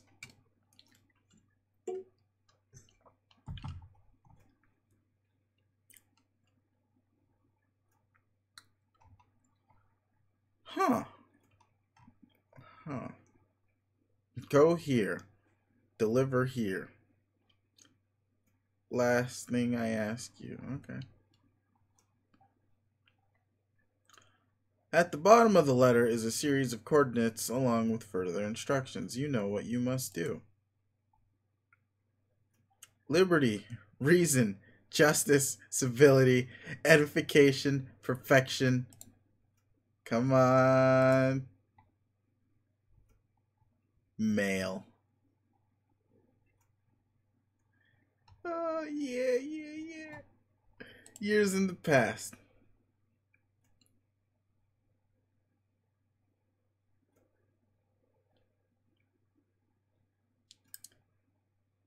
Yes, because page 3093 is very much helpful. I don't know what page this is. I don't care to find out. Years in the past.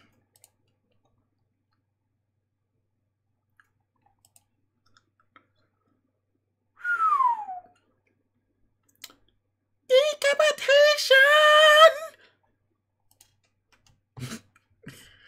Today is your birthday. Your grandfather has decided to celebrate by introducing you to the thrill of the hunt. I don't want to look at the URL. I don't wanna. But suddenly, you and Peck are wandering off. Where is this silly dog taking you?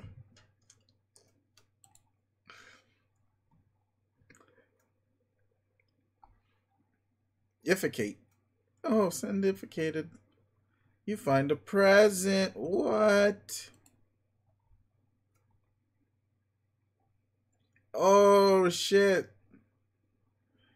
Pumpkin seeds and a shirt. Dear Jade, happy birthday. It's hard to thank you enough for your friendship over the years. Heck, if it weren't for you. What? What the fuck? That's late as hell. Also, yeah, it's the bluish shirt, but it's hard to thank you enough for your friendship over the years. Heck, if it weren't for you, I wouldn't even have met Bros and Dave. So that is like 3 times the friendship. It's almost like too much friendship. Ha ha. I only wish I could get you something for your birthday that could remotely make up for what you've given me. But of course that's impossible, so here are a couple of silly things anyway.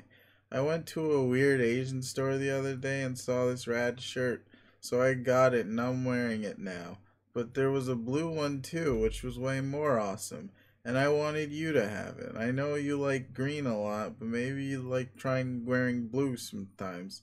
I bet you'd like $1,000,000. And also, I know you've been frustrated lately about how your pumpkins keep disappearing. Well, I can't begin to explain why that's happening. All I can do is give you these so you can plant some more.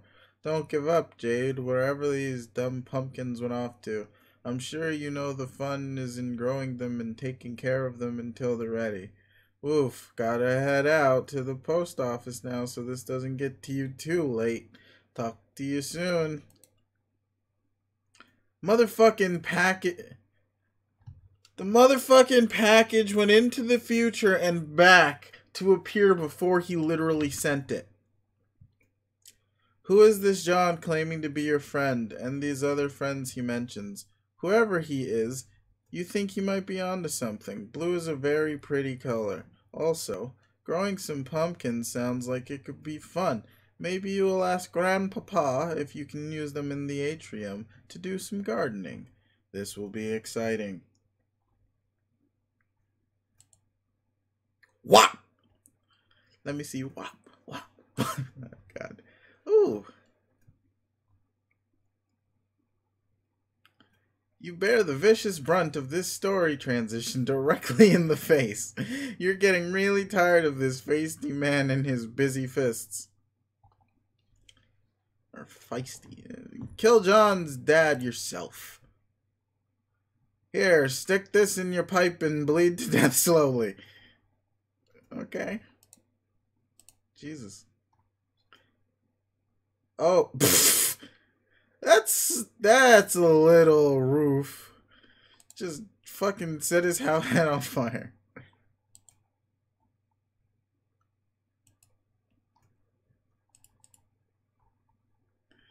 You released the prisoner. He is free to go. Wow. What? What? That's all it took, huh? That's one hell of an unlikely friendship.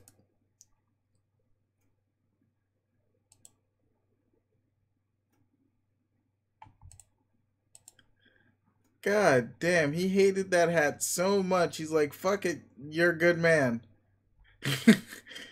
Play guitar to summon giant lily pads.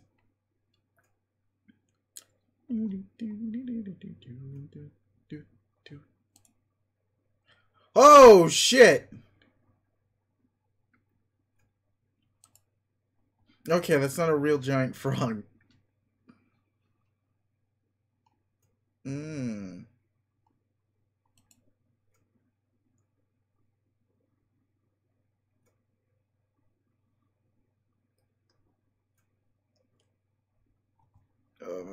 Oh, god damn it. I'm 3,000 pages. What? Anyhow.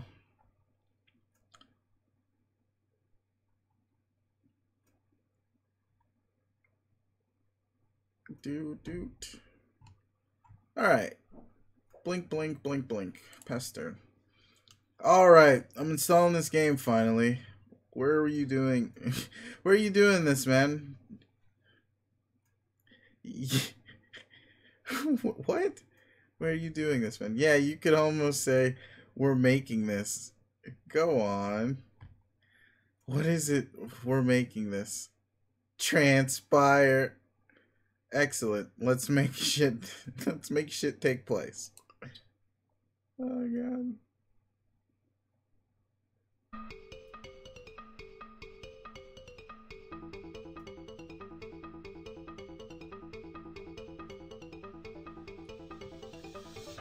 Oh, Dave's entering the Matrix. Hey, he's got juice. Yeah, fucking Dave's so cool. Oh god, I love Dave. He's stupid cool. Like, he's so ironically cool to the point of being cool.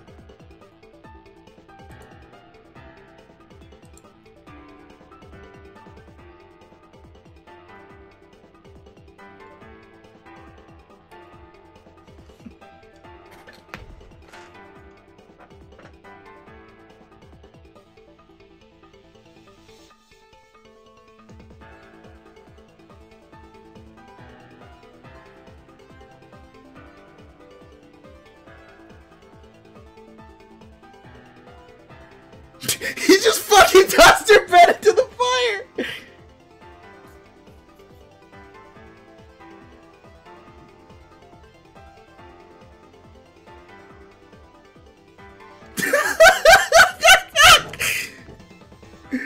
Fucking hell!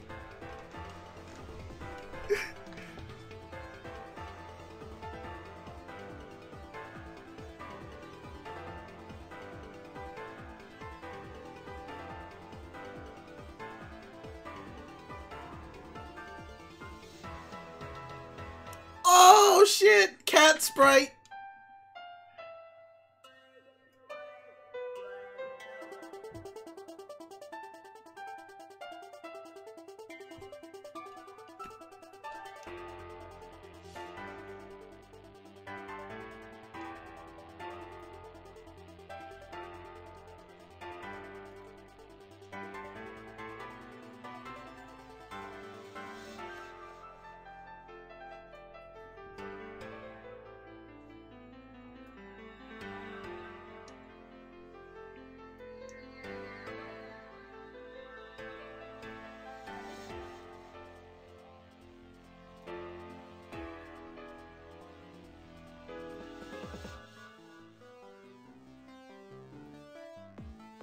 Hey!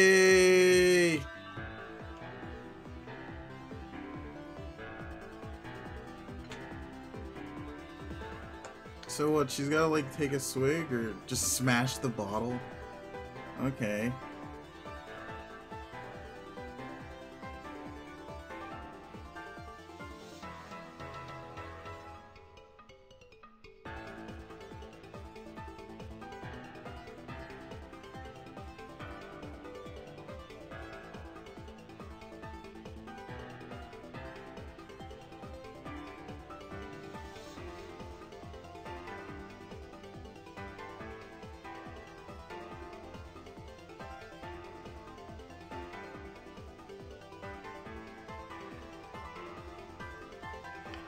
Cosby!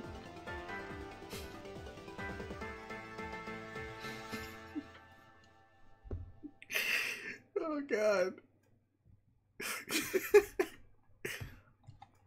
Fucking Cosby.